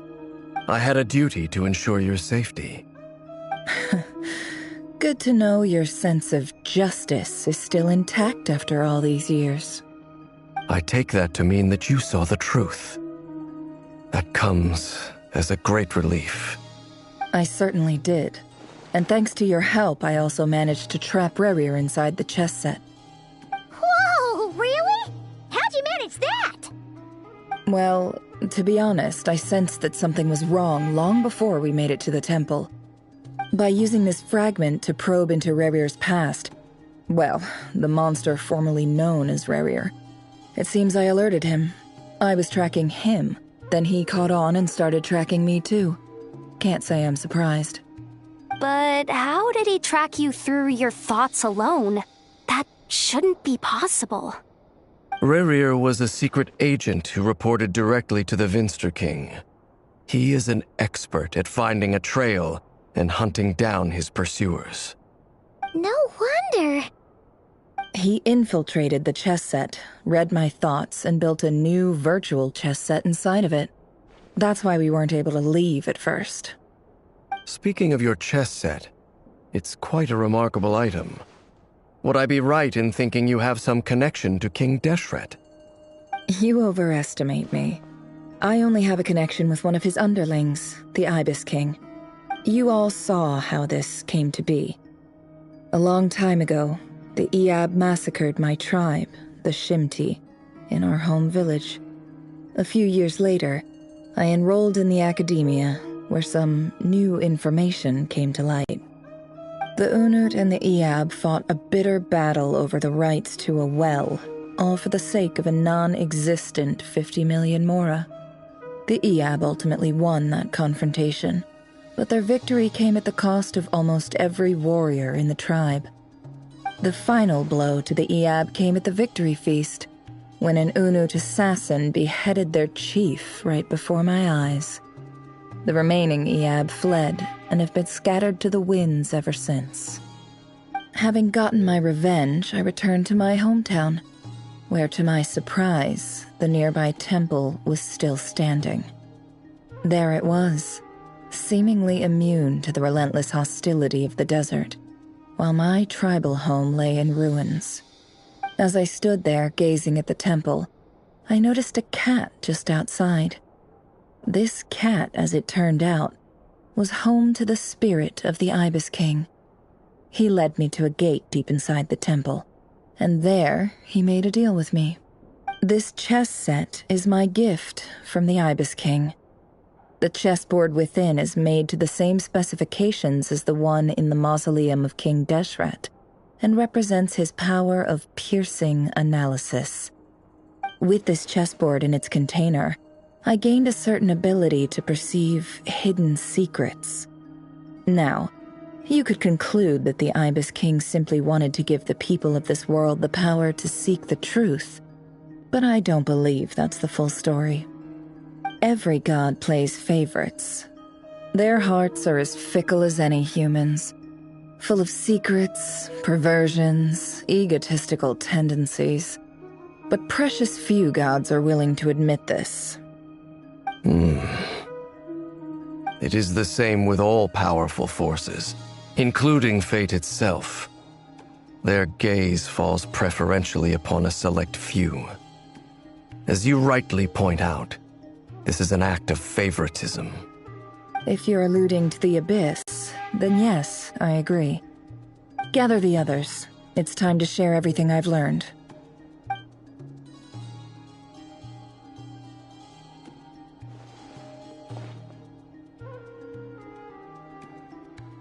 Thank you all for being here. As promised, I did some further investigating into the Reicher of Solnari's background. I am pleased to report that the investigation has been most fruitful indeed.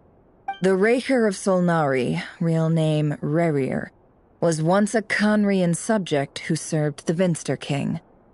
I will now share the important details of his story. Please save any questions or comments for the end.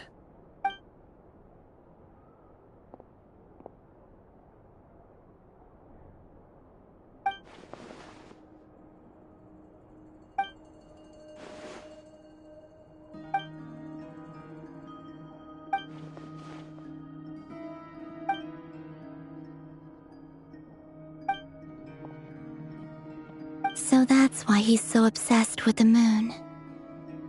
A tragic tale, to be sure. But it does not excuse his many transgressions. No matter how much Rerir suffered in the past, the fact remains that he is what we know today as the Wild Hunt, wreaking havoc upon innocent lives in Nodcry.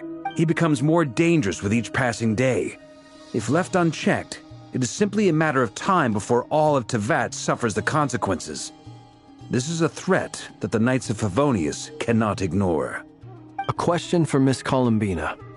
Forgive me if this is presumptuous, but have you ever seen the spatial gateway that appeared in Rerir's memory? Never. But I have heard stories of something called the Moon Gate, and this seems to fit the description.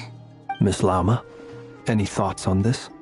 In the lore of the Frost Moon Scions, the moon is believed to hold many secrets. Some sources speak of ancient knowledge, others of a gateway to the unknown. The term Moon Gate is one I have heard before.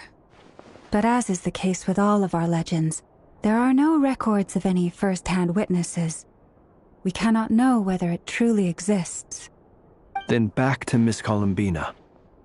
As a moon goddess yourself, do you have some idea of where the Moon Gate leads to? Not at this stage, sorry.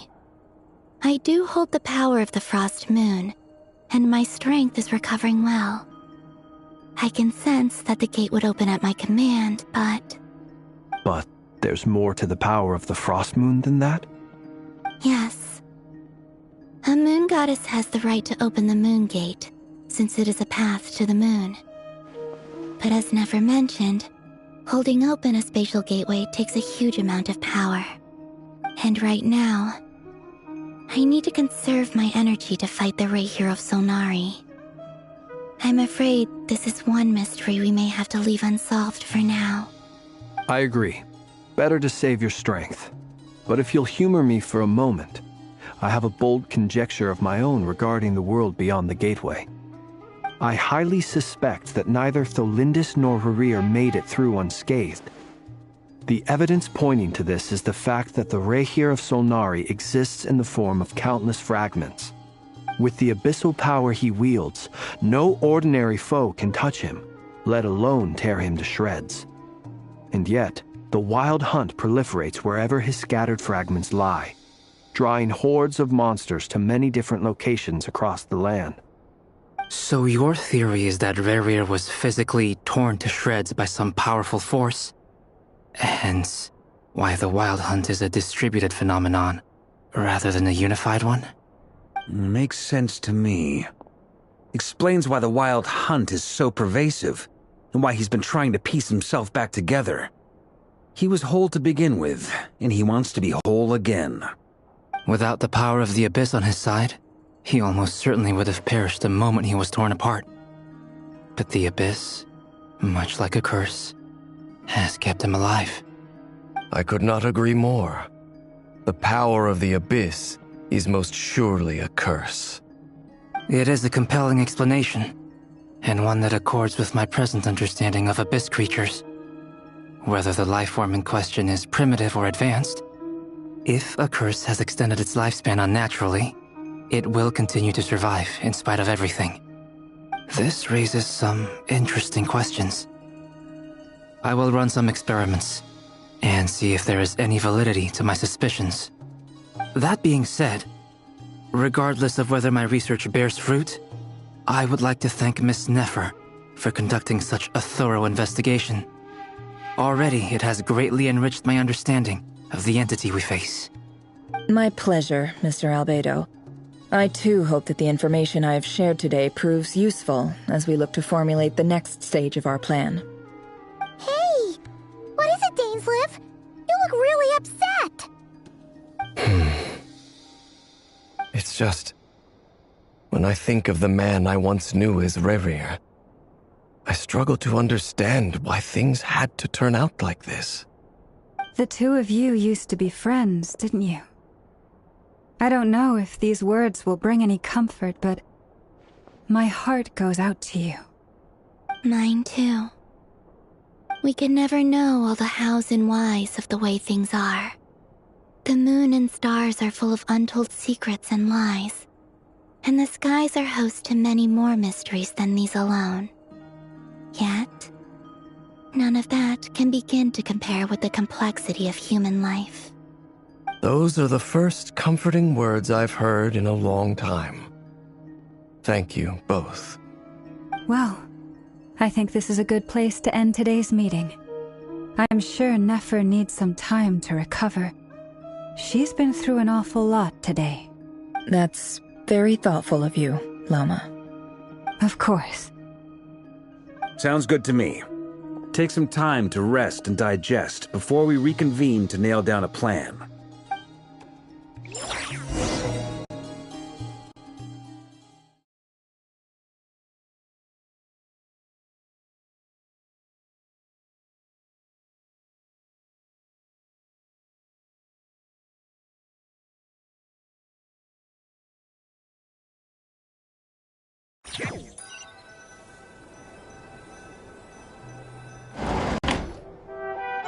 Hey, is this a bad time? Hope I didn't kill the conversation. No need. Come on, let's talk outside.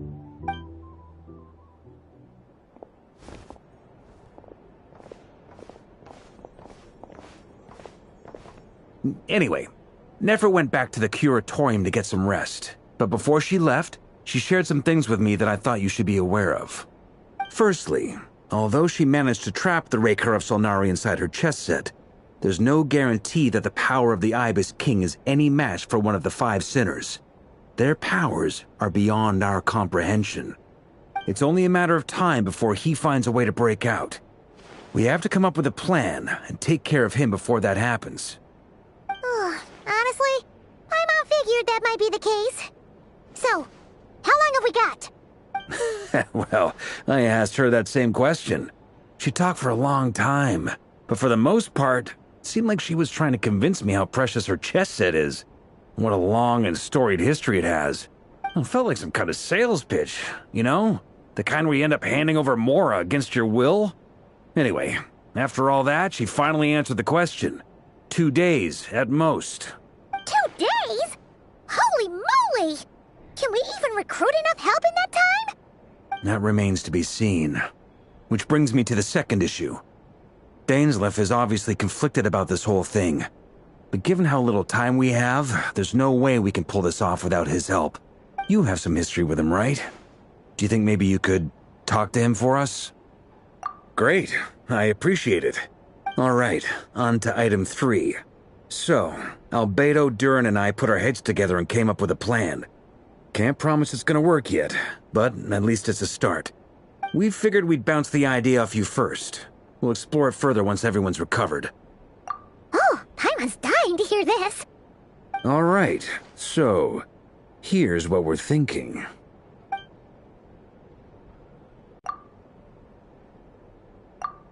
We felt a little uneasy about roping you into this. I mean, firstly, you're not locals, and secondly, none of us are your boss. You're well within your rights to refuse if you so choose.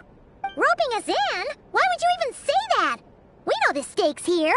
It's all of us against the Reher of Solnari, or none of us stand a chance. I choose my words very intentionally, I'll have you know.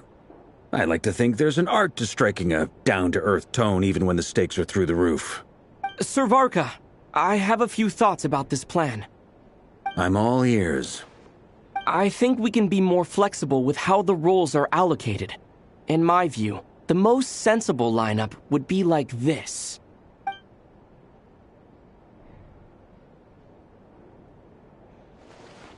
I see your point, yeah. But if that's how we're going to approach this, you'd better make sure you're ready. To be clear, I don't doubt your abilities. Far from it. I just want to make sure. Are you really willing to take all this on? I want to do everything within my power. The Rahier of Solnari is a truly fearsome opponent, and if I do my part, it'll greatly reduce the risk for everyone else involved. Well, that tracks with what I've heard. Jean's mentioned in her letters that you're so diligent it's almost abnormal. As in, most people weigh up the risks and rewards in situations like this. But you seem to just march towards danger without a moment's hesitation.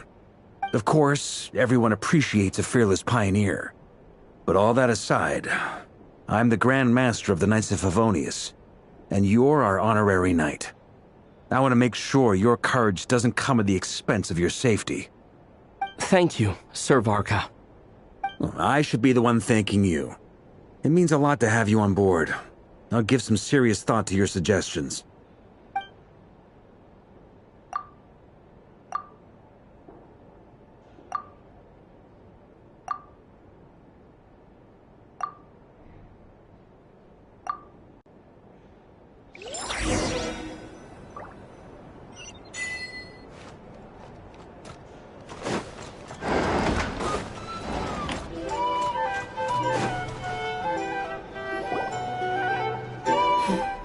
This is a thorough plan, but I do have one last question before we take action. How can we be sure that our enemy won't leave the designated area? Great question.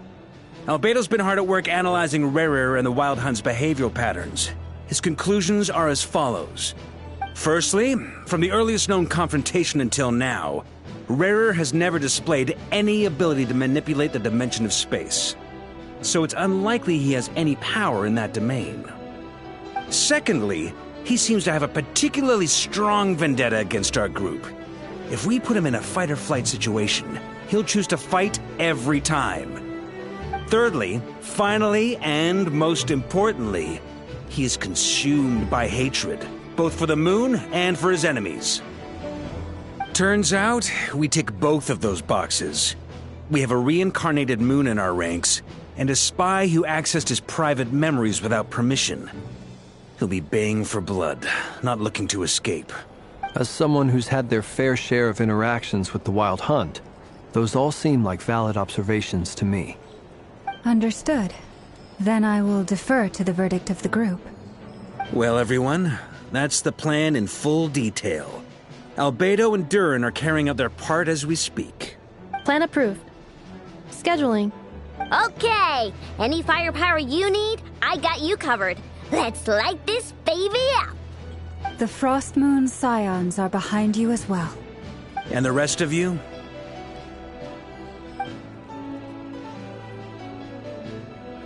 No objections? All right, then it's settled. This is the plan we're going with. Next up, an old tradition of mine. Anyone who wants to back out, now's your chance. Wait, we can still back out of this? Everyone says things they regret, right? I don't want anyone feeling trapped because their mouth said yes before their brain had time to think things through. A very people-first approach. I hear that's common practice in the Knights of Favonius. Heh. Who'd you hear it from? D-Luke? Shh. We don't use people's real names at work. This contact will be known only as Owl, please and thank you. This plan can only work if everyone does their part. Flint's and I will absolutely support it. We shall indeed. You'll be glad you accepted our help. Also, you are the last person I expected to see here, Miss Dory. It's not often I get called Dory in a work context. My peers usually call me Lord Sangamabe. So, the longer your name, the higher your net worth. Is that the idea here? In that case, Mr. Flint's here must be worth a fortune. That's right, I know your full name. It's... The walls are thin here. I'd appreciate you keeping that a secret. Okay, fine. I'm actually only here as a favor for someone else. Do you have any idea how much it would cost to hire me otherwise? Whoa! Does this mean someone out there actually has the power to boss Dory around? It most certainly does not. We have a long-standing and mutually beneficial business partnership. She's actually the mom of a friend of yours. Said mom supplied me with a great little trinket, but now that lady's ruined everything. If I don't start building a little goodwill now, my whole business in Notcry is gonna go down the drain! Okay. So what exactly is so special about this pendant? It's a lucky charm that a great mage made for me. We have a business relationship, and she was worried that something bad might happen to me. So, she wanted me to have something that can store power to protect myself with. I finally got it all fully charged up with Kovaki, and then never went and used it all up at once! Never lost so big in my life! You're right. It was all my fault. I didn't mean to drain all the Kovaki in the pendant, but I'll make it up to you. You will? Well, in that case, how about you give me your chess set, and we call it even? I knew you'd say that. Well, it's yours if you want it. In fact, take it now, and I'll even throw in a free Raker of Solnari. Deal?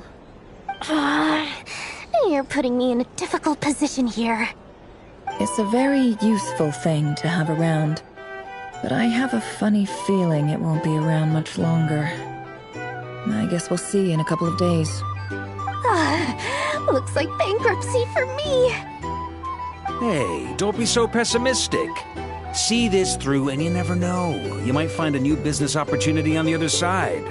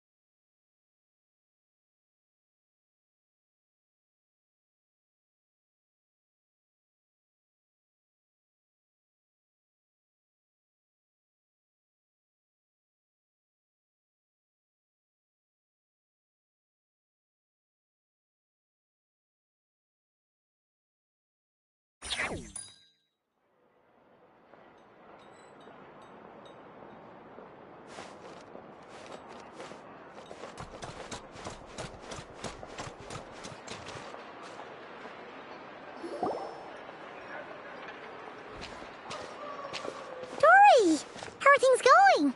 Feeling ready? Oh, I was born ready. We only have 2 days. You think Lord Sangamabe would let an opportunity like this slip by? Don't forget, when something's in high demand, the people with the goods on hand get to charge the highest price of all, even higher than the sellers taking advance orders. Ta-da! See? It's right here! Ah, it's so pretty! Did you make it? No, I have a supplier. We go way back, so he made me a very attractive offer. Aha! No wonder you were talking about lucky charms at the meeting. You've been getting Kave to make them for you. That's not the full story. It actually started a while back as a project between me and the Dendro Archon. Mage Alice once warned me that this world won't stay safe forever. There may come a day when everyone faces a great crisis. I passed this on to the Dendro Archon, and she secretly brought together a research team made up of Sumeru's top scholars to invent a technology that could keep people safe. I won't go into the details because it's all very complicated, but if you want to know more, you can ask the Dendro Archon about it sometime. Anyway, point being, it was the Dendro Archon who asked Kave to build this little contraption. As one of the top Kasharawar talents, he was the obvious choice. Took him long enough. He stressed over it for ages. Must have gone through at least a dozen designs before producing a final product. But that's Kave for you. Marak delivered it to me a couple of days ago, along with a letter from Kave. Could I ask why I'm sending this technology to you? What's your proposed use case? Has it been approved by the relevant authorities? So nosy. My fault for sending him the research permit to begin with. Surely Nahida must have told him you were involved in this project. He was probably just nervous because you're always so secretive about your business. Could be. Anyway, I just replied, Let's hope there never has to be a use case, because it would involve grave danger. Fair enough. But it sounds like he was just being cautious. He probably felt responsible as the one who made it. Or maybe he was asking as a favor for his housemate. He's done that before. Not sure why, though. His housemate doesn't seem to really care that much about this kind of stuff. Either way, all's well that ends well. I'm just glad to finally have my hands on the product. I wouldn't want to be without it, given the potential dangers that lie ahead. Huh? What does that look mean? Paimon's just super surprised. This must be the first time we've ever seen you actually get serious about something. Well, a long time ago, I made a promise to myself. I promised that I was gonna live every day of my life with a big beaming smile. Obviously, Mora plays a big part in that. But there are always gonna be times in life when you have to give something back.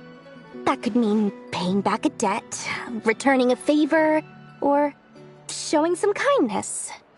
Alice has been a huge help to me over the years. She was the first investor I ever had. And I want my investors to know that Lord Sangama Bay is the best in the business. And more than that, no one knows what the future will bring. Whatever happens, I want to make sure the Dendro Archon and all of Sumeru is prepared to face whatever comes. Oh, that? I was just making sure Nefer and I are square. Don't be thinking it was some sort of benevolent act. I'm no saint, so don't treat me like something I'm not. My priority is doing the business that I want to do, so long as my conscience lets me, but it usually does. That's the Lord Sangama Bay business model. All right, if you say so. I do say so, and that's the whole point. I'm a businesswoman. Don't go trying to figure out what kind of person I am. You'll exhaust yourself. Much easier for everyone involved if you just take my word for it. Oh, and could you two help me get this stuff where it needs to be? Thanks so much. You're my favorite assistants.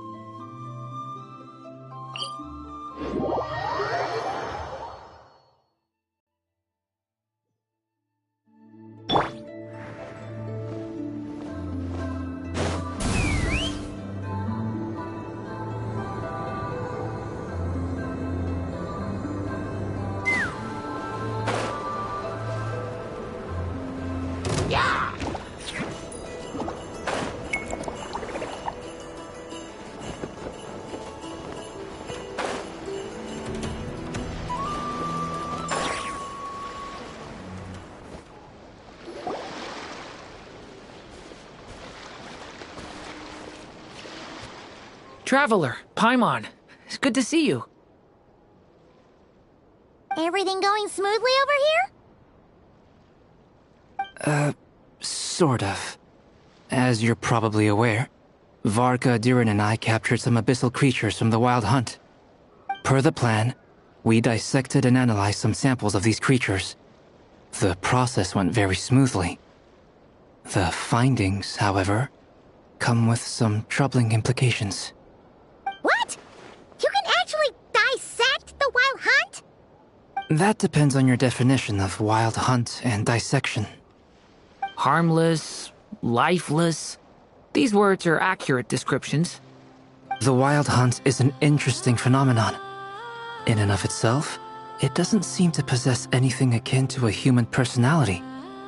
But taken as a collective, the medium through which the Wild Hunt is summoned does appear to have a soul. Master griped a lot about the wise Horoptotire, and seemed somewhat fascinated with the foul Certology. But she barely mentioned Rerir at all. I don't think that was because of his lower social standing, though. Anyway, it's a pity. I should like to hear her thoughts on the nature of the lifeform he has become today. It's a strange mix. The furious energy of an abyssal being channeled through a fractured physical existence. A consequence of being torn apart by an unknown power. Perhaps the only explanation for his survival in this state is that he sacrificed a degree of individuality in exchange for a continued existence. Oh, sorry. Once I get talking about interesting research, I have a tendency to go on indefinitely. Back to our research findings.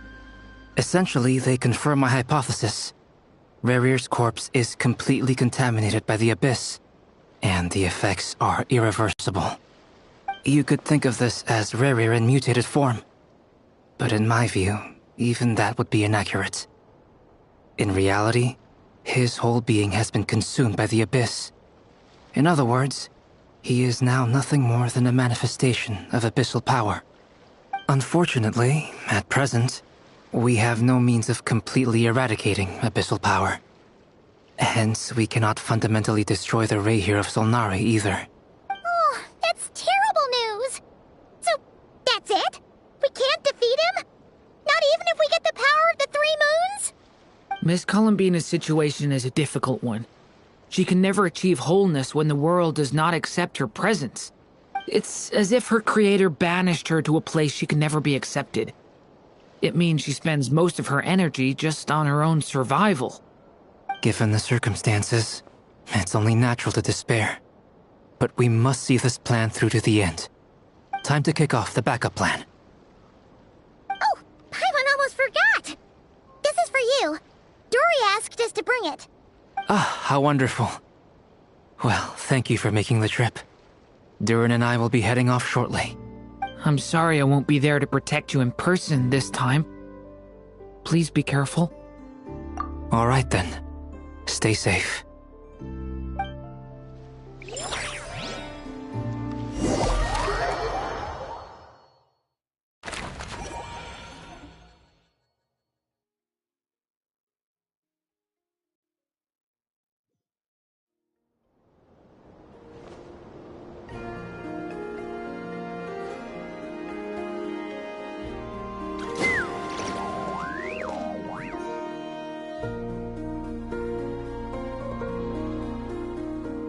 Miss Lauma, is everyone here? Yes. The fate of my flock is in your hands, Grandmaster Varka. Please keep them safe. My lady, what are you saying? Within the next 24 hours, we will face the biggest crisis the world has ever seen. This is not a burden that we deserve to bear, but I believe that we reap what we sow in this life. So I intend to act. I must do what I think is right. For me, that means fighting for the future of Nodcry. This gentleman is the Grand Master of the Knights of Favonius, Varka, Knight of Boreas. In my absence, please follow his lead. Hey, everyone. Guess I should introduce myself. Well, to start with, I know my way around a battlefield. The biggest strengths are honesty and hard-workingness. Anyway, point is, I don't intend to let Lauma down. I'm gonna do everything in my power to keep every last one of you safe and sound.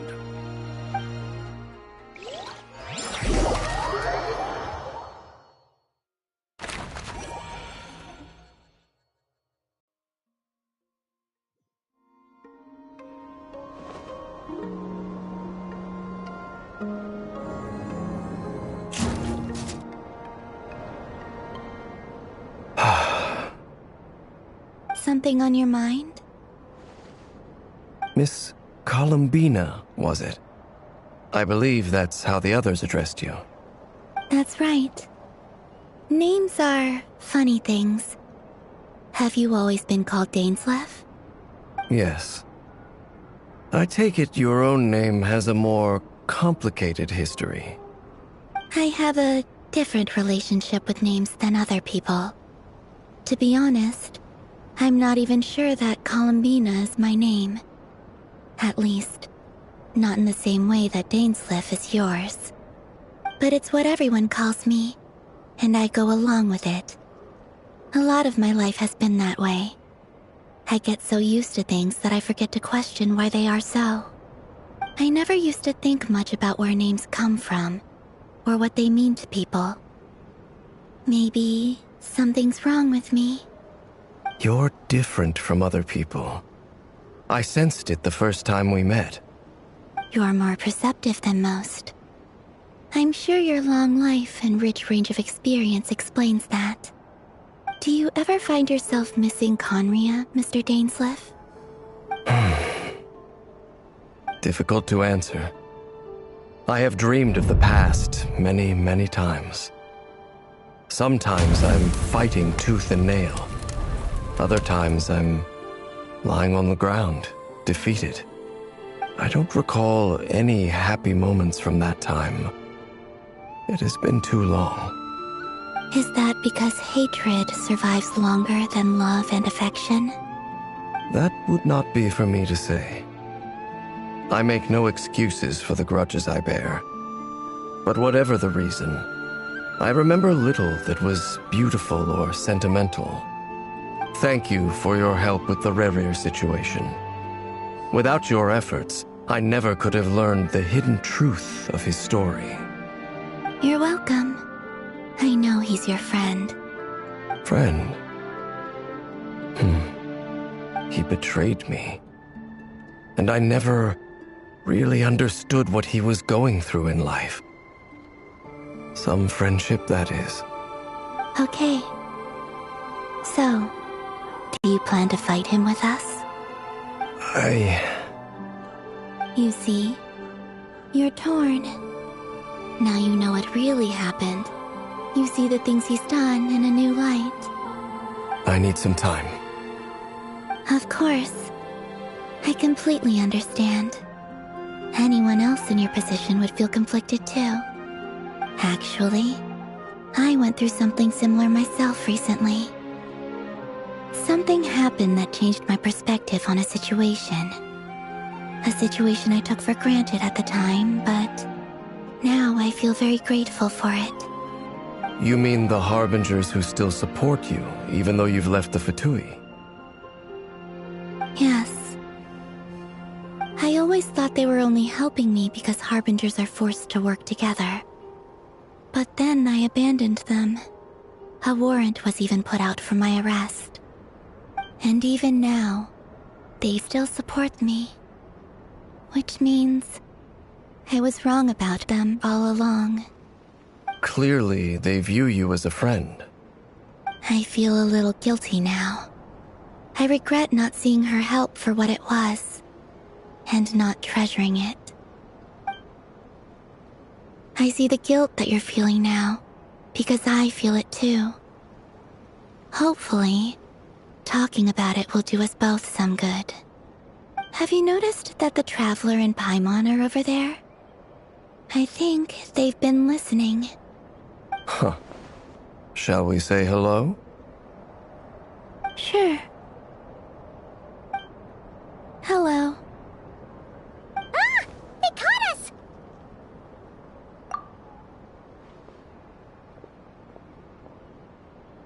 I apologize for making you worry. No doubt you wish to know where I stand on the plan to take down the Rerir of Solnari. I'm afraid I need a little time, but I will seriously consider joining you. You will? Oh, thank you so much! Everyone will be so grateful to hear that! They needn't be. This was something that I was going to have to face up to eventually. That doesn't matter to them. They're grateful to you regardless. You can't control their gratitude, so just accept it. And then, have a think about whether you're willing to join us.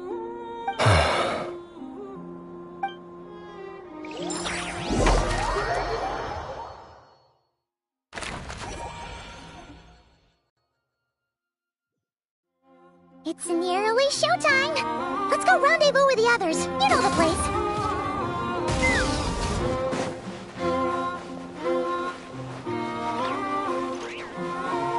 Let's fly!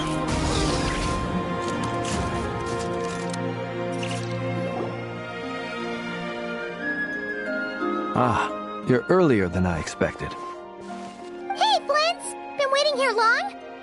Not too long. I came a little early so I'd have some time to think. Are you nervous about the battle? Quite the opposite. I'm reminiscing on my past battles. When I was awakened by the Radniki, I had not touched a weapon in many years. I felt like the battlefield was not where I belonged. But after waging war against the Wild Hunt for so long, I came to realize something. A life of absolute peace is simply not a possibility for me. My restless flame indicates that somewhere inside of me, there is a deep yearning to root out the evil in this world. Oh, that doesn't sound like such a bad thing. Well, in the past, when I was a Fae whose primary concern was hibernation, it was hardly ideal. But it certainly serves me well here in the present. And I am delighted to be able to join forces with you in this endeavor. Looks like I'm not the first to arrive. Ah, Miss Lauma. Did you sleep okay last night? I struggled to settle down at first, because of the nerves. But don't worry. I got enough sleep in the end. I'll be just fine. Please, I'm just doing my part. Never! Over here! Aino asked me to relay a message.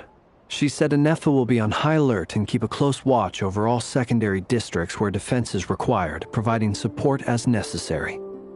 Meanwhile, Aino herself will provide range support to us directly, using her latest invention. Excellent. My thanks to all involved. The chess set's looking a little unstable. It won't hold him much longer. We should be prepared to engage at a moment's notice. No sense sitting around waiting. Let's make the first move while we still have the option. I agree. Paimon, find a safe hiding place. Got it! Be careful, Traveler! I will.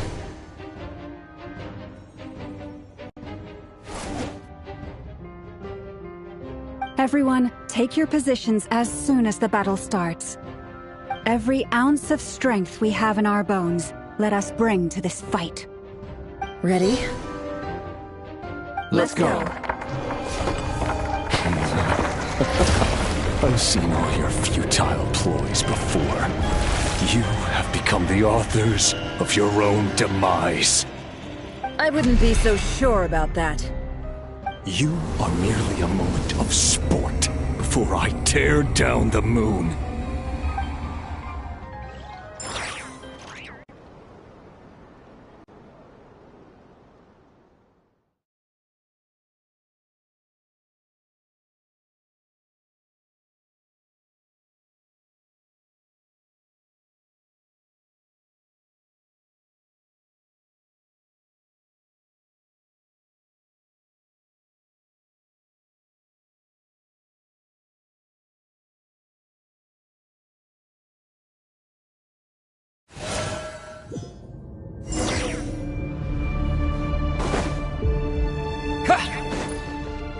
No more lies.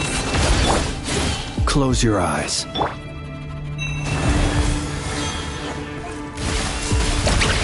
Let me help you guys. It's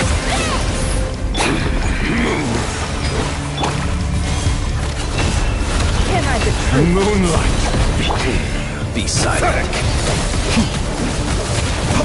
Close your eyes.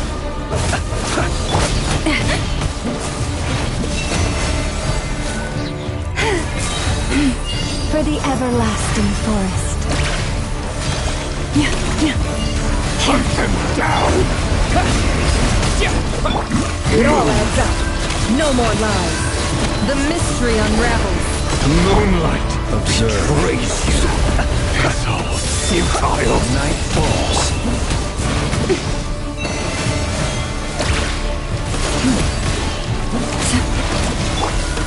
Go! The moonlight No betrays more lies. Leave this place. With one heart, we pray. Close your eyes.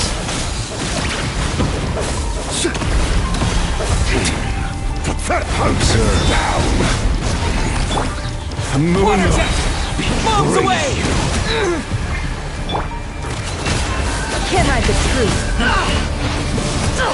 Absurd. The deception ends here. Close your eyes. Be silent. To dust. Lush as the moonlight. Why the frost moon of old? The moonlight betrays you. No more lies. It all falls into place. It began with the moon, and so shall it end. The moon will protect you.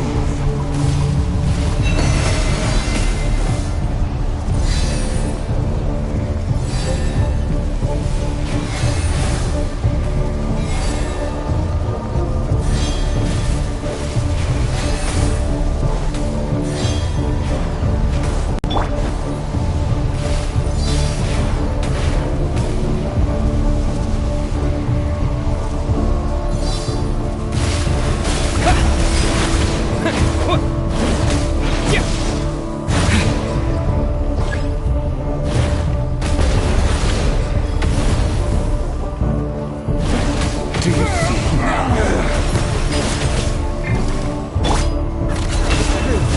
No more lies. On here. When will it be as you foretold?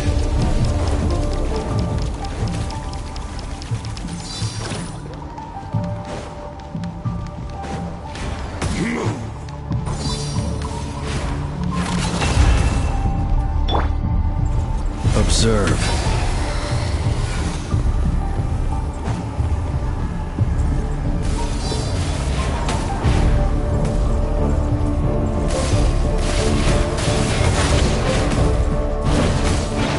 Steady now.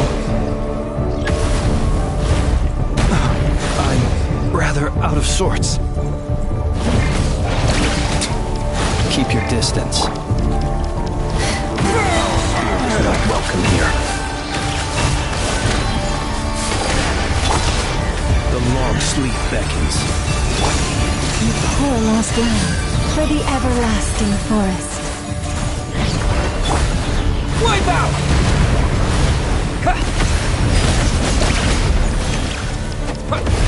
It's all futile.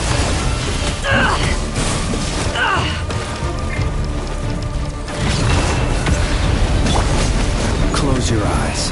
Observe. The moonlight Water jet! betrays you.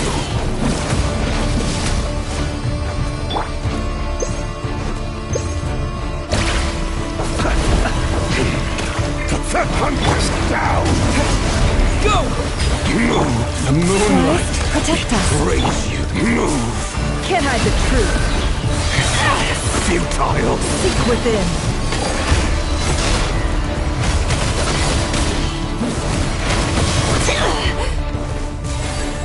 The moonlight betrays you. By the frost moon of old. Be silent. Down. No more lies. Pathetic. Shit, can't hide the truth. The moonlight betrays you. Go! Yeah! Move. Close your eyes. Be silent. Futile. Leave this place. It all adds up. No more lies. The mystery unravels. Pathetic. How unfortunate. The moonlight is all futile. Be silent. Stay your hand. Receive my blessing. With one heart, we pray. Your little game of heroics is over. Who wants to go first?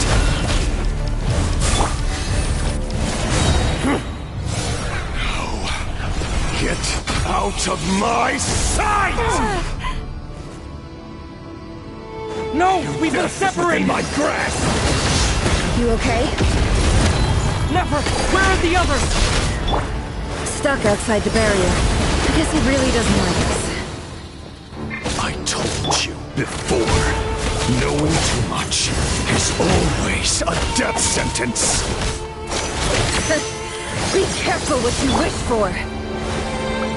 Nowhere to run, nowhere to hide. Lama! Can you hear me? Hold on, silence. The voices are gone. But at least I know they're still there. I need to focus. Stick to the plan. Remember my most important task. Just keep stalling him. If I can stall him for long enough, the moon will come.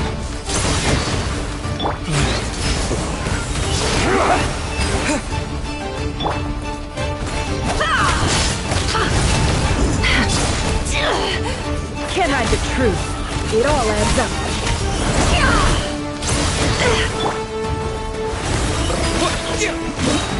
Bombs away! Nowhere to run, nowhere to hide. No more lies. Seek within.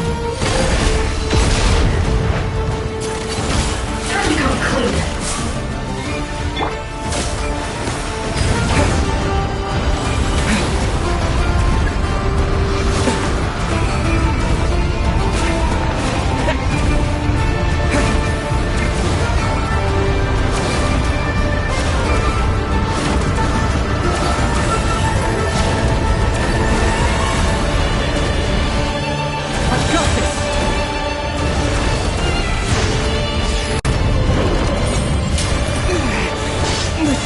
I can't keep this up!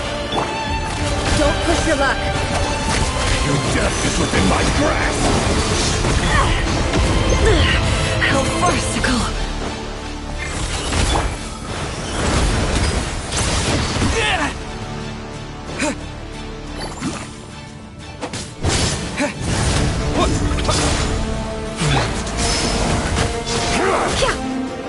Can't hide the truth.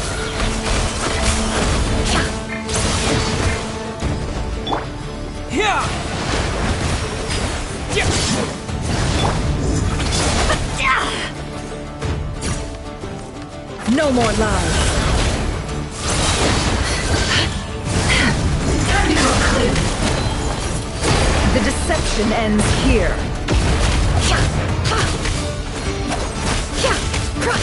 It all adds up. Go! Wipe out! Yeah! Absurd. Nowhere to hide. No more lies. The mystery unravels. Water jet!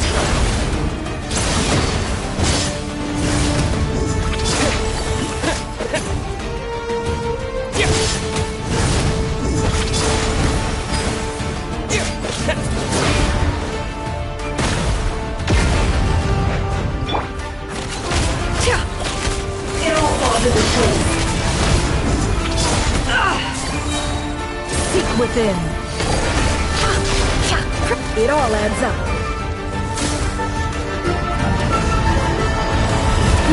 Shameless.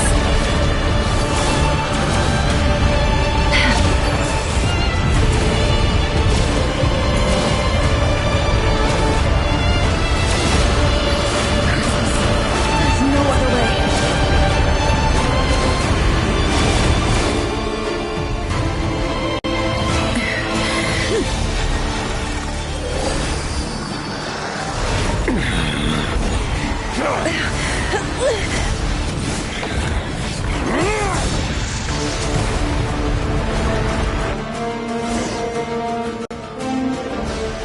The only way to defeat Rarer is to borrow his own power. That means Columbina will have to disappear while you two bear the brunt of his attacks. You have to hold on. Find a way to keep him focused on killing the two of you.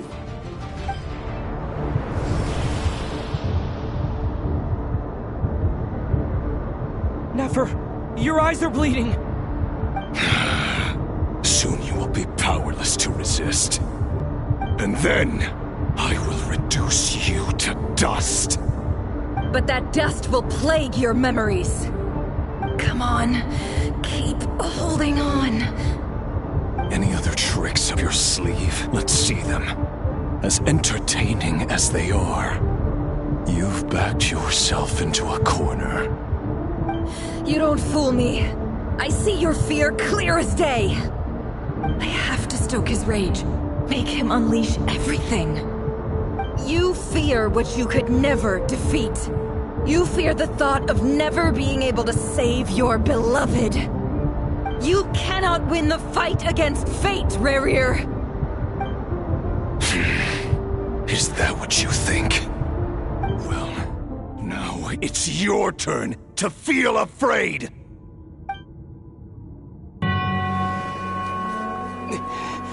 You fear the sound of your own name? Is it us you hate? Or is it what you've become? Let's see what becomes of you!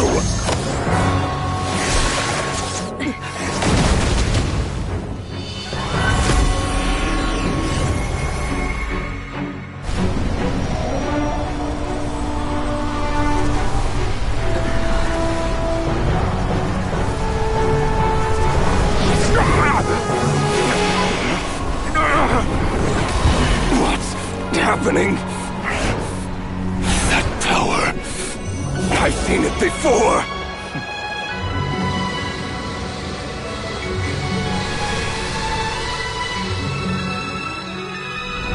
His power is on another level. We'll need to use an alchemical array to convert his power into a usable form. Then quickly channel it into Columbina, rendering her powerful enough to compete with him. I'll join you. I can help.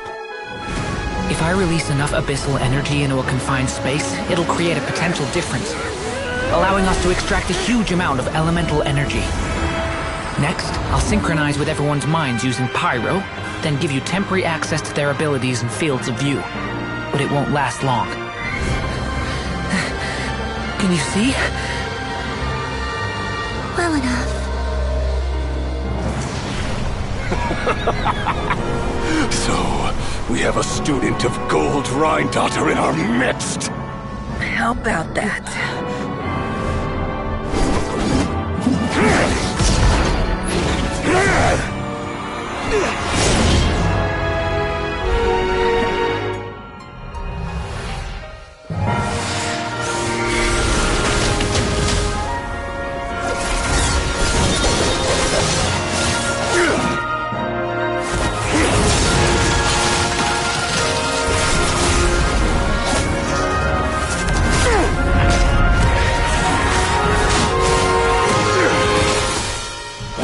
You use my own power against me? Just like how you stole Kuvaki. Look familiar?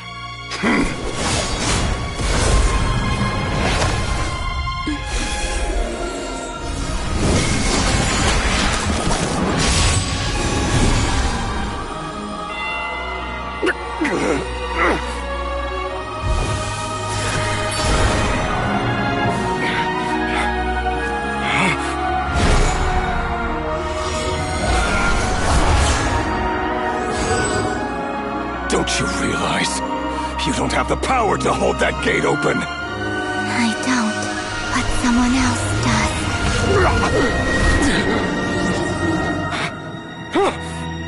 Goodbye, Rerir.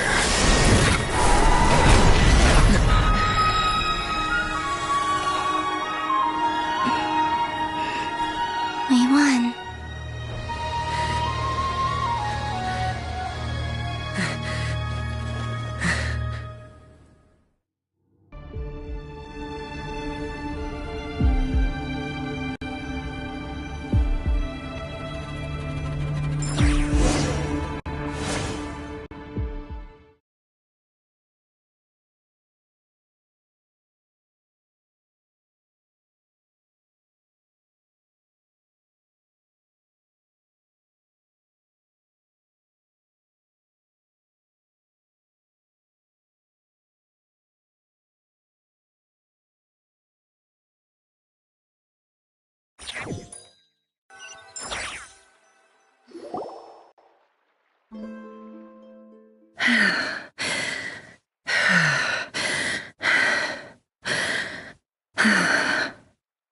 Nefer, how are your eyes? They're fine. Apart from the blindness, of course. It's not too late. Let me handle it.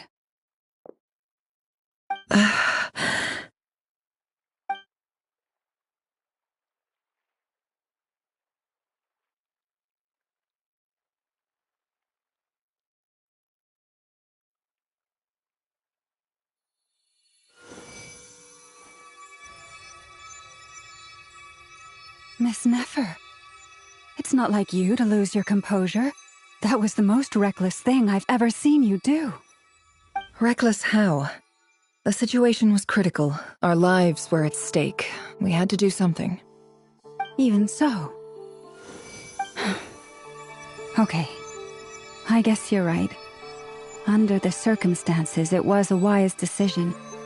You traded your eyes for an incredible victory. In business terms, I suppose that's a huge return on investment. I'd be hard-pressed to argue otherwise. Still, I don't like this outcome, and I don't want you to lose your sight for good. People suffer when they make sacrifices they shouldn't have to make, whether that means faith, strength, or in this case, your ability to even see. I had hoped you could win without sacrificing so much as a single hair on your head. Thank you. Really. All done.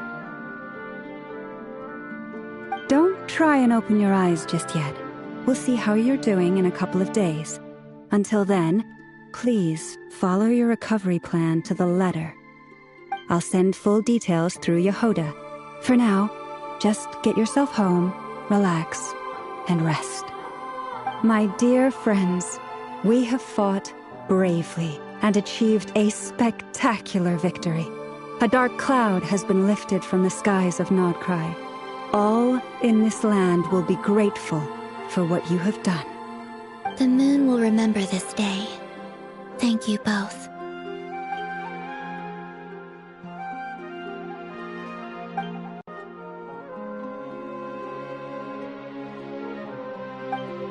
There's something I want to let you know.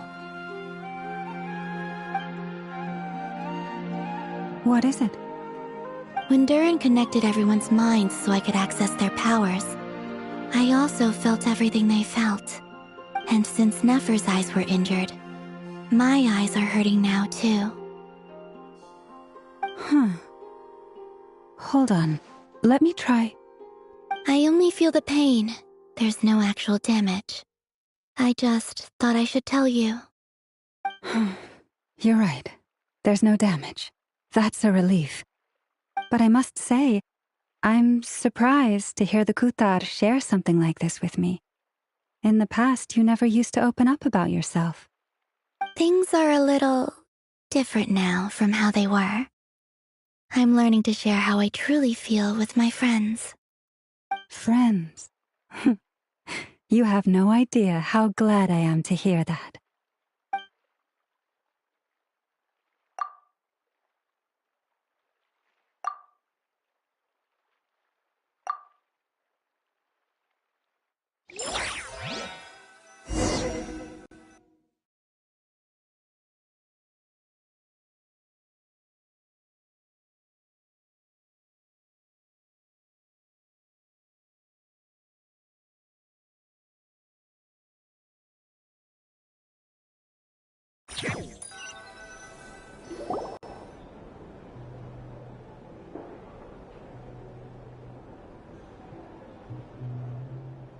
Yay! You're awake!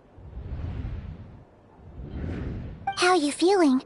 Any aches and pains? Did you sleep well? I'm doing all right, Paimon. No need to worry about me. Phew! Well, that's good. Paimon's been sitting on the edge of the bed worrying about you for ages. You slept a whole day and night. Poor Paimon had to eat all by her lonesome. Glad to hear you didn't starve. How was the food? Well, it wasn't the same without you there to share it. Honestly, Paimon just can't relax when you're not your usual self. herself. She couldn't enjoy the food and settle down to sleep.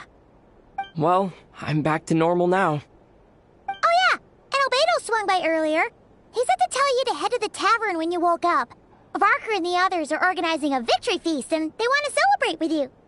He also dropped off some medical supplies, but you seem fit as a fiddle, so guess you won't be needing those. If you're feeling up to it, let's head over now. Wouldn't want to keep them waiting.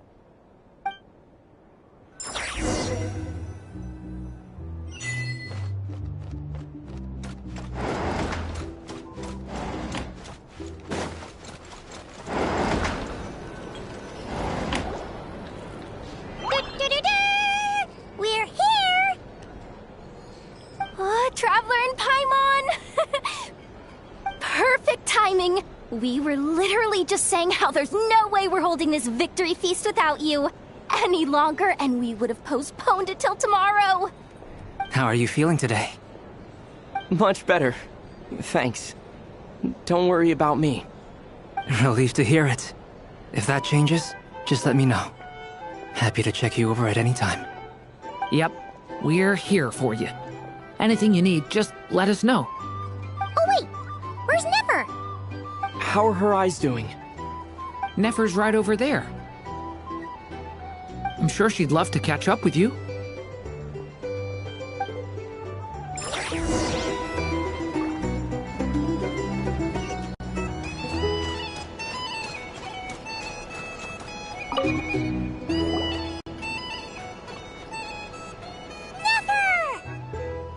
Traveler, Paimon, are you recovering well?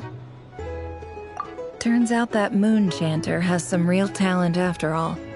My eyes were mostly recovered after just a couple days' rest. I can actually open them again now. Yeah, but you gotta be careful. Lauma says not to strain your eyes while they're still healing. Yes, thank you. I'm well aware. Yehoda, could I borrow you for a moment? I could do with an extra pair of hands. Oh, sure. Coming.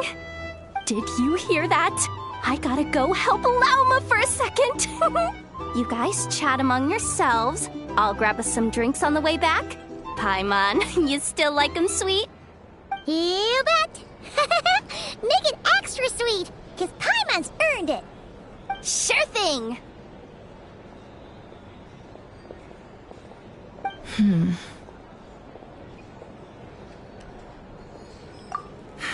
The Raker of Solnari. Kind of a snake, don't you think? No, definitely a snake. A poisonous one who spewed his venomous hatred everywhere. Anyone who seeks revenge out of hatred for other people has become a snake. That's something my dad used to say. Perhaps. I'm sure it sounds like a very wise and open-hearted perspective to your ears. But me? I think hatred is a perfectly justifiable emotion. What else is left when everything you depended on in life gets stripped away? Something's gotta fuel that drive to keep on living. If you're worried about me, you can nip that in the bud. I'm not someone who gets stuck in the past. It's just... I suddenly feel like I was wrong to call my father a liar. He was just a fool. That's why the Academia turned their back on him, and why the other tribes ganged up on him. Oh, Father. How much better things could have been if you were a skilled liar. Look at the Ibis King. Thoth is a fiendishly cunning liar. And yet, strangely, he feels more like a father to me than my real dad ever was. He's never brought it up, but I'd bet he feels the same way. Why else would he give me the power to perceive the truth, while at the same time training me in the art of deception? Well, King Deshret banished him to Aru, which is essentially a prison, and posed 3 questions to him. He promised that he'd have his freedom if he could find the answers. His response was to take on a physical form and approach me, hoping that I could become his envoy and search for one of the answers on his behalf. Did he really think I'd fall for that? He's stuck there. He can't make me return what he gave to me. So that's enough for you to decide he's nice, is it? He's a prisoner, and he was scared. So he decided to perform some good deeds to win people's approval. He lives in fear because he's a deceiver. How is Rerir any different? You can't work as a spy your whole life and expect a happy ending. It's preposterous. Yet I can't say I don't understand it. Liars live in the darkness of their own making, but it's still human nature to want to go on living. They say that a liar's soul is the most worthless thing in the world. What do you think? Good. If you understand that, it means you're smart, and you see things objectively. If you ask me, the soul of a liar really is worth nothing, because all they care about is themselves. For example, when something good falls into my lap, I don't go sharing the news around. Stops other people trying to steal it from me.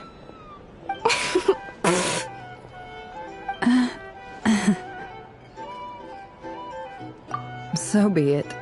They have sharp ears. I can't keep anything from them. Oh, is that what it looks like? Well, you all know my past now, and I can't simply eliminate everyone who knows too much. So I guess I just have to put up with you. For the foreseeable future, at least. When you find yourself in a situation you can't control, the safest play is to keep calm and start monitoring everyone involved like a hawk. In the intelligence world, you need to have a sense of perspective and play your hand accordingly. If you understand what's at stake, please ensure my secret is safe with you. I trust you'll respect my wishes as a friend. But don't forget, I will also be watching you like a hawk. Very good. Oh wait! Now that the panic's over and we've all calmed down, Paimon suddenly remembered something. After all that build-up, our mystery ally never showed up even once!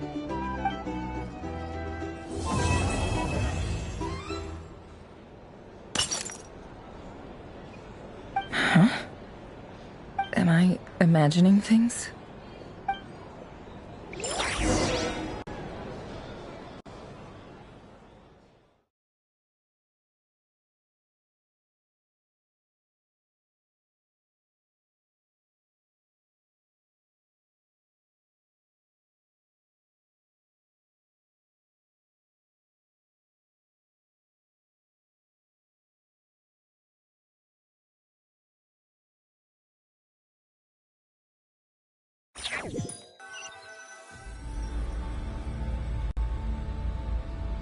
So, that close colleague who stayed behind with you?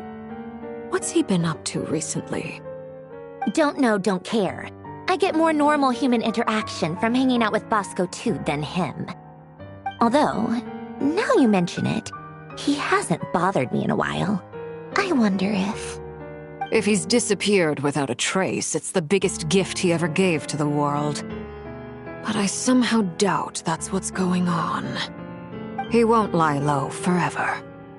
So we'd better stay on guard.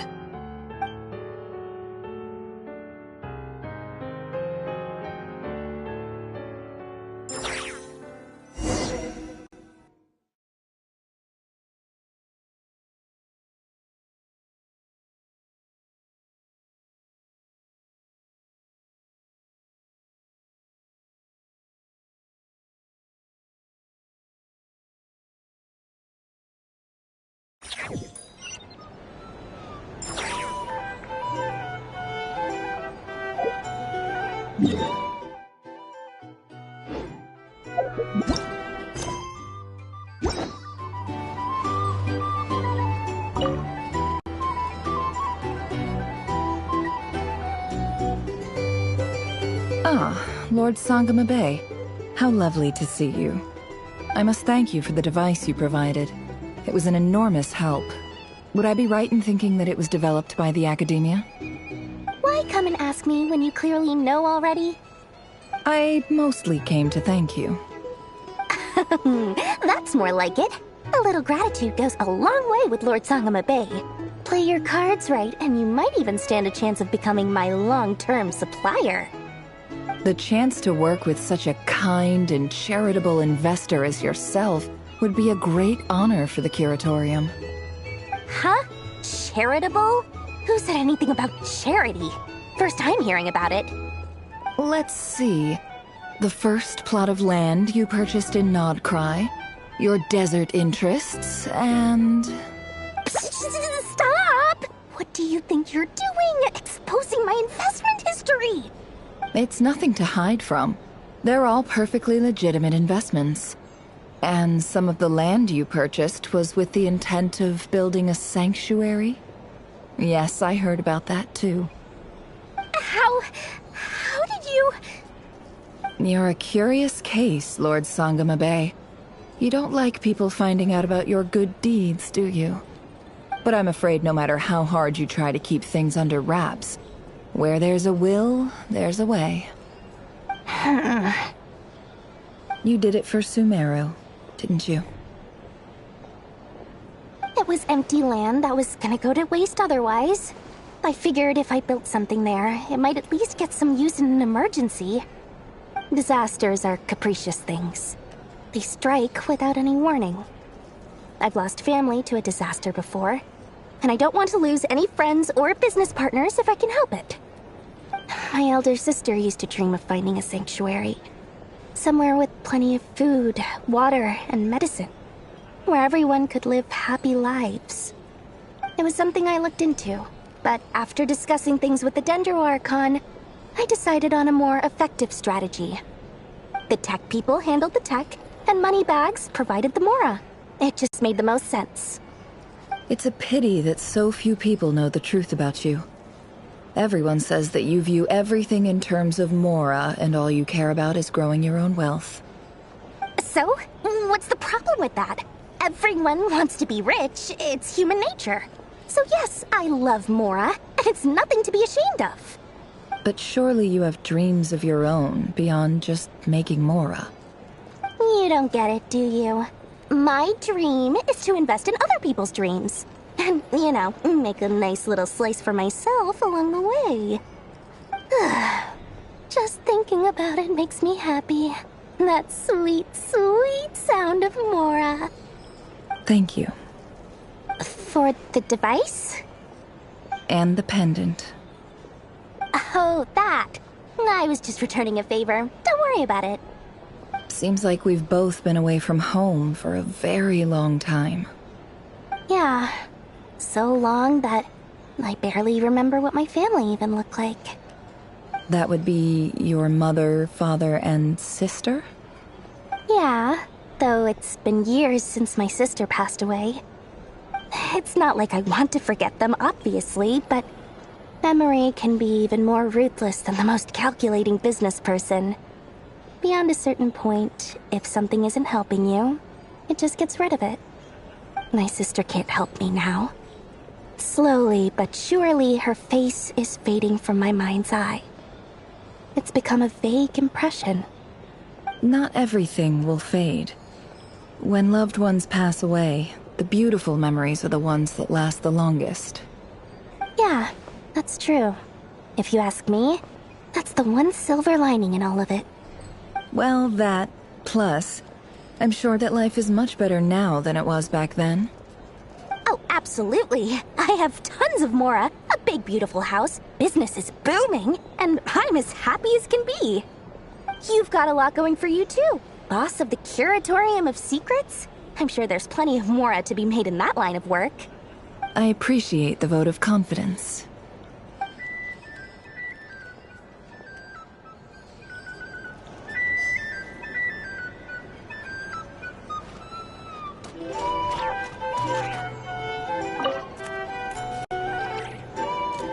How have you been holding up? Any adverse reactions? If you start to take a turn for the worse, make sure you tell me right away. You don't need to worry about me, Grandmaster. I'm fine.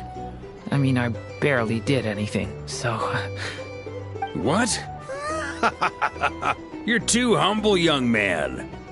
You played an indispensable role in the battle for Nodcry. We can't thank you enough for your support. Sometimes, when people praise you, it's because you deserve it. The best thing is to accept it calmly and with grace. It's important to learn how to respond to words of admiration. Let's do a quick demonstration. Albedo, that was an incredible feat of alchemy. The pressure was on, but you worked flawlessly at lightning speed to get the job done. Thank you. I can't take all the credit, though. Durin played a big part in forming the alchemical array. See? Did you catch that? A masterclass in how to take a compliment. Okay, yeah, I did work pretty hard to help prepare for the battle. No point denying that. Hey, you guys! Hey, look who's bounced back. Looking good, traveler. Seems like you've recovered. You won't need to take any more medication. Can I get you a drink? Huh? You know how to order at a bar now? You've sure learned a lot recently. Handling a drinks order is ridiculously simple compared to alchemy. Don't worry, I'll blend into society yet. Paimon believes it. You're clearly a fast learner, just like your brother. To be totally honest, though, Paimon didn't quite follow all the details when you first explained the plan to us. Don't worry, that's completely understandable. Unless you're a student of alchemy, it's hard to grasp the principle and how the process works. To put it in the simplest terms, we saw how our enemy stole the power of Kuvaki, and that gave us the idea of stealing his power to turn it against him. When facing an enemy you have no hope of defeating, it's best not to engage them in battle. So, instead of looking for a way to overpower him, we decided to help Columbina get strong enough to at least stand up to him in a fight. For this to work, we had to analyze his modes of attack, confirm who his main target was, and make sure that he wouldn't go beyond the range of the alchemical array. For added security, we prepared a total of 4 arrays. But to mitigate the impact of the battle, we identified one location in particular as the ideal spot, which is where the confrontation took place. The alchemical array absorbed his abyssal power. Then Durin processed it to render it usable by Columbina. That power enabled her to do what would otherwise have been nigh on impossible. What surprised me was that Dainsleif actually agreed to join us. Given his history with Rerir, he had every right to sit this one out. But we're extremely grateful for the decision he made. It must have been a painful choice to make. But I'm sure that making a decision was far better for him than staying in limbo. Absolutely. He was torn between 2 paths, but in the end, he made his choice and stuck to it resolutely. He doesn't strike me as the sort of person who'd stay trapped in limbo for long. Anyway, however you cut it, everyone gave a stellar performance. And now, it's time to kick back and celebrate.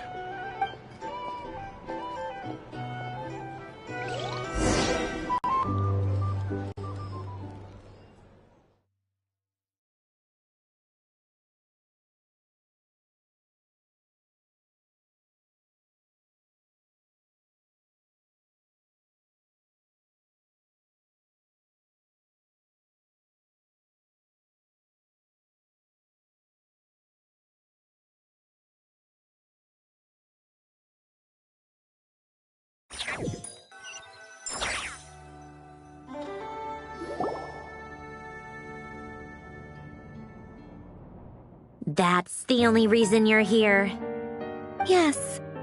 I've thought a lot about it. And I've realized that you, me, and Arlecchino should be friends. I think this is very important. So I felt I had to come and tell you. Well, this is a new one. I'm so moved. I can't even hold my teacup.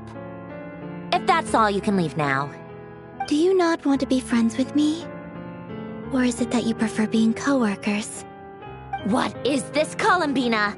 Are you deliberately testing my patience threshold? Right now, my politeness module is active. But if you say another word, I swear I'll shut it down. If your politeness module was active, wouldn't you say the word please at some point? Polonia, Please see Lady Columbina to the door. Will you still invite me to your next tea party? What? Yes, I think you will. Bye-bye, dear Sandrone.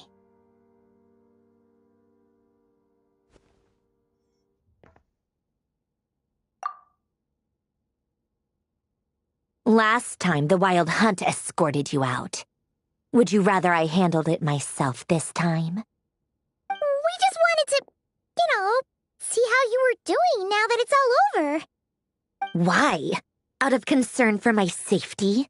I hope you didn't seriously think that the Rayhir of Solnari would be able to lay so much as a finger upon me, given how prepared I was. Mostly because you kind of helped us out, so we just wanted to check you were okay. Looks like all your robots are fixed, huh? Oh, don't you worry about that. Tea time is already a write-off. The visitor before you managed to kill my appetite. If you're in the mood for tea, go ahead and help yourself. Otherwise, it's going to waste. My coasters are still missing in action, though. Use this notebook instead. Whoa! Pretty hefty notebook. Look at all those calculations. You can ignore those. They're just dumb scribblings. I doodle and write in my free time. Sometimes I remember the distant, dreamlike past. Sometimes I imagine the far-flung future. And other times, I grit my teeth and note down all the crazy nonsense going on in the present. Some people do the crosswords in the newspaper. This is my equivalent of that. Trying to predict the future is like daydreaming. And writing about the present just makes me furious. The past is my favorite. If nothing else, it's already set in stone, so I don't have to rack my brains trying to figure it all out. Huh. Although, having said that, the only vaguely interesting memory in my past is probably that guy they call Lord Artificer. Who else? Pretty much all the mecha and Fontaine are his personal handiwork. Wait, are you saying you know him? Like, personally? As a friend? I mean, I guess we were friendly enough. Yep. In fact, I'm probably the only normal person left who knew him at all. We used to chat occasionally back when he was still around. Before he passed away, he asked me to destroy all his manuscripts. I honored his request, but I did read through everything first before destroying them.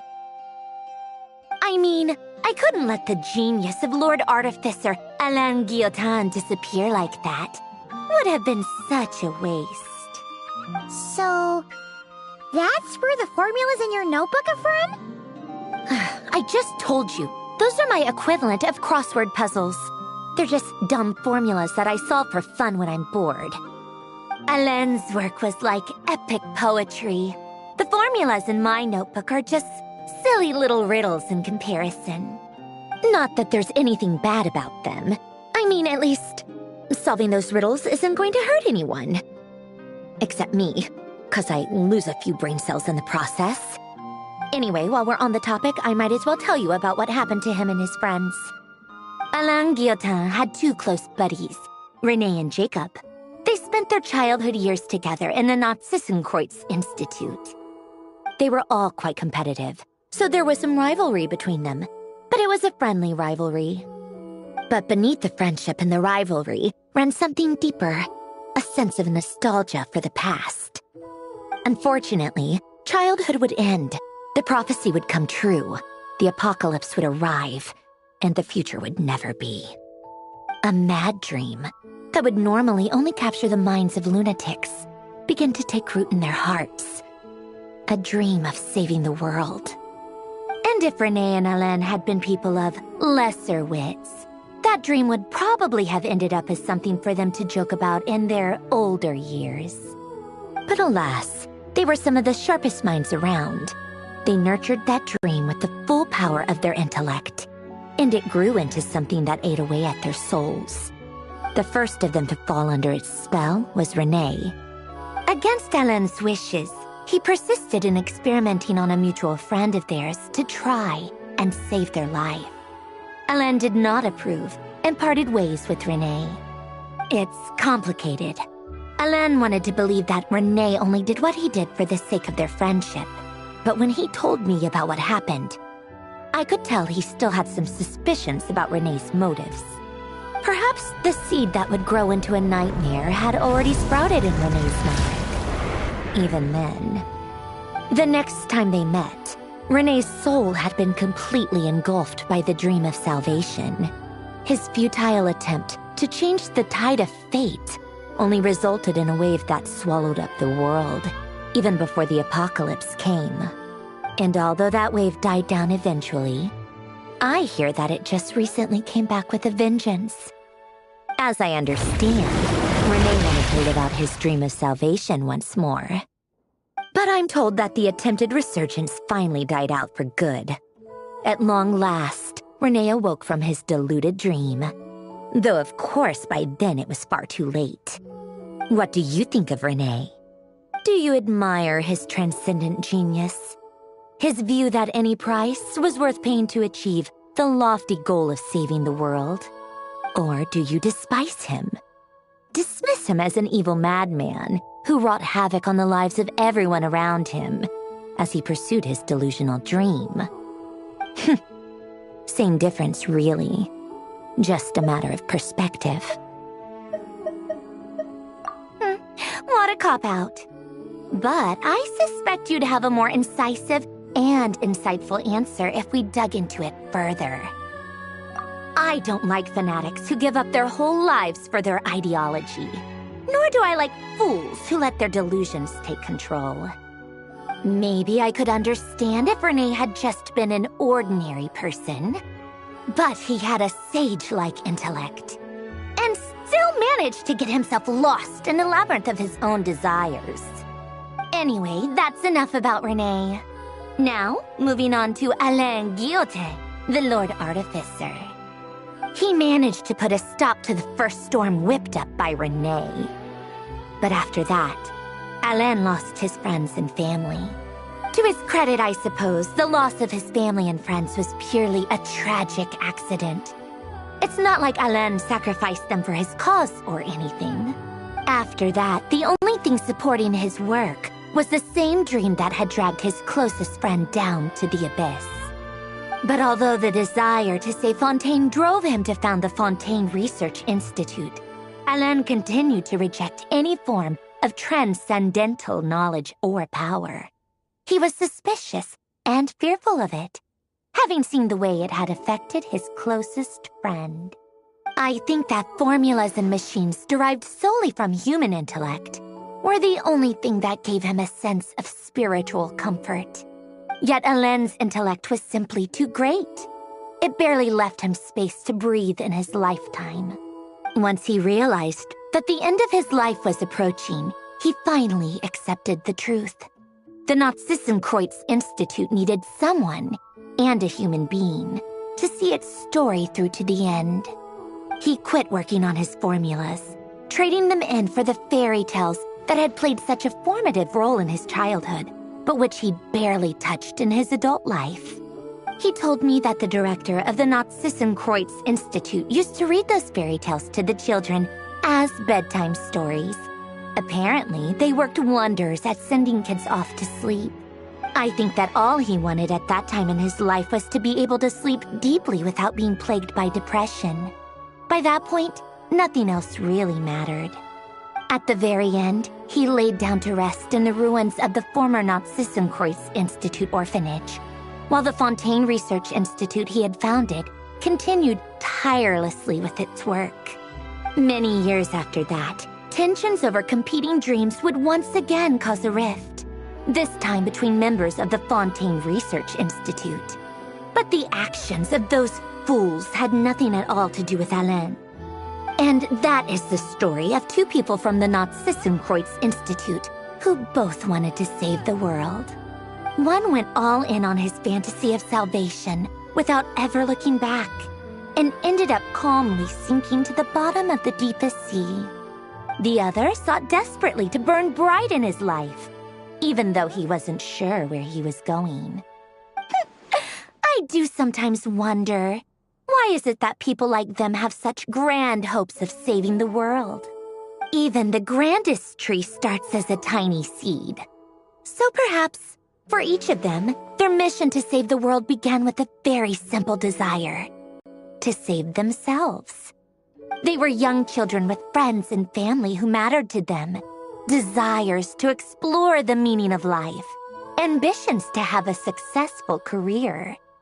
They didn't want to see all of that taken away in one fell swoop. Or maybe they just wanted to find something to anchor themselves within the chaos, to stop them getting quietly swept away by the storms of life. But instead, the search for their own salvation took them down the rocky road laid out by fate. Do you think the desire to save oneself is enough of a justification to try and save the world? The way you said that sounded just like Alain.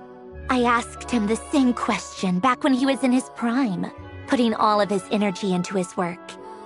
He gave the exact same answer as you did. No elaboration, just a quick short answer before getting right back to his work. He was always that way. All right, tea time's over. I owe Arlecchino a favor for telling me these stories. I'll have to bring a whole sack of gifts the next time I visit the House of the Hearth.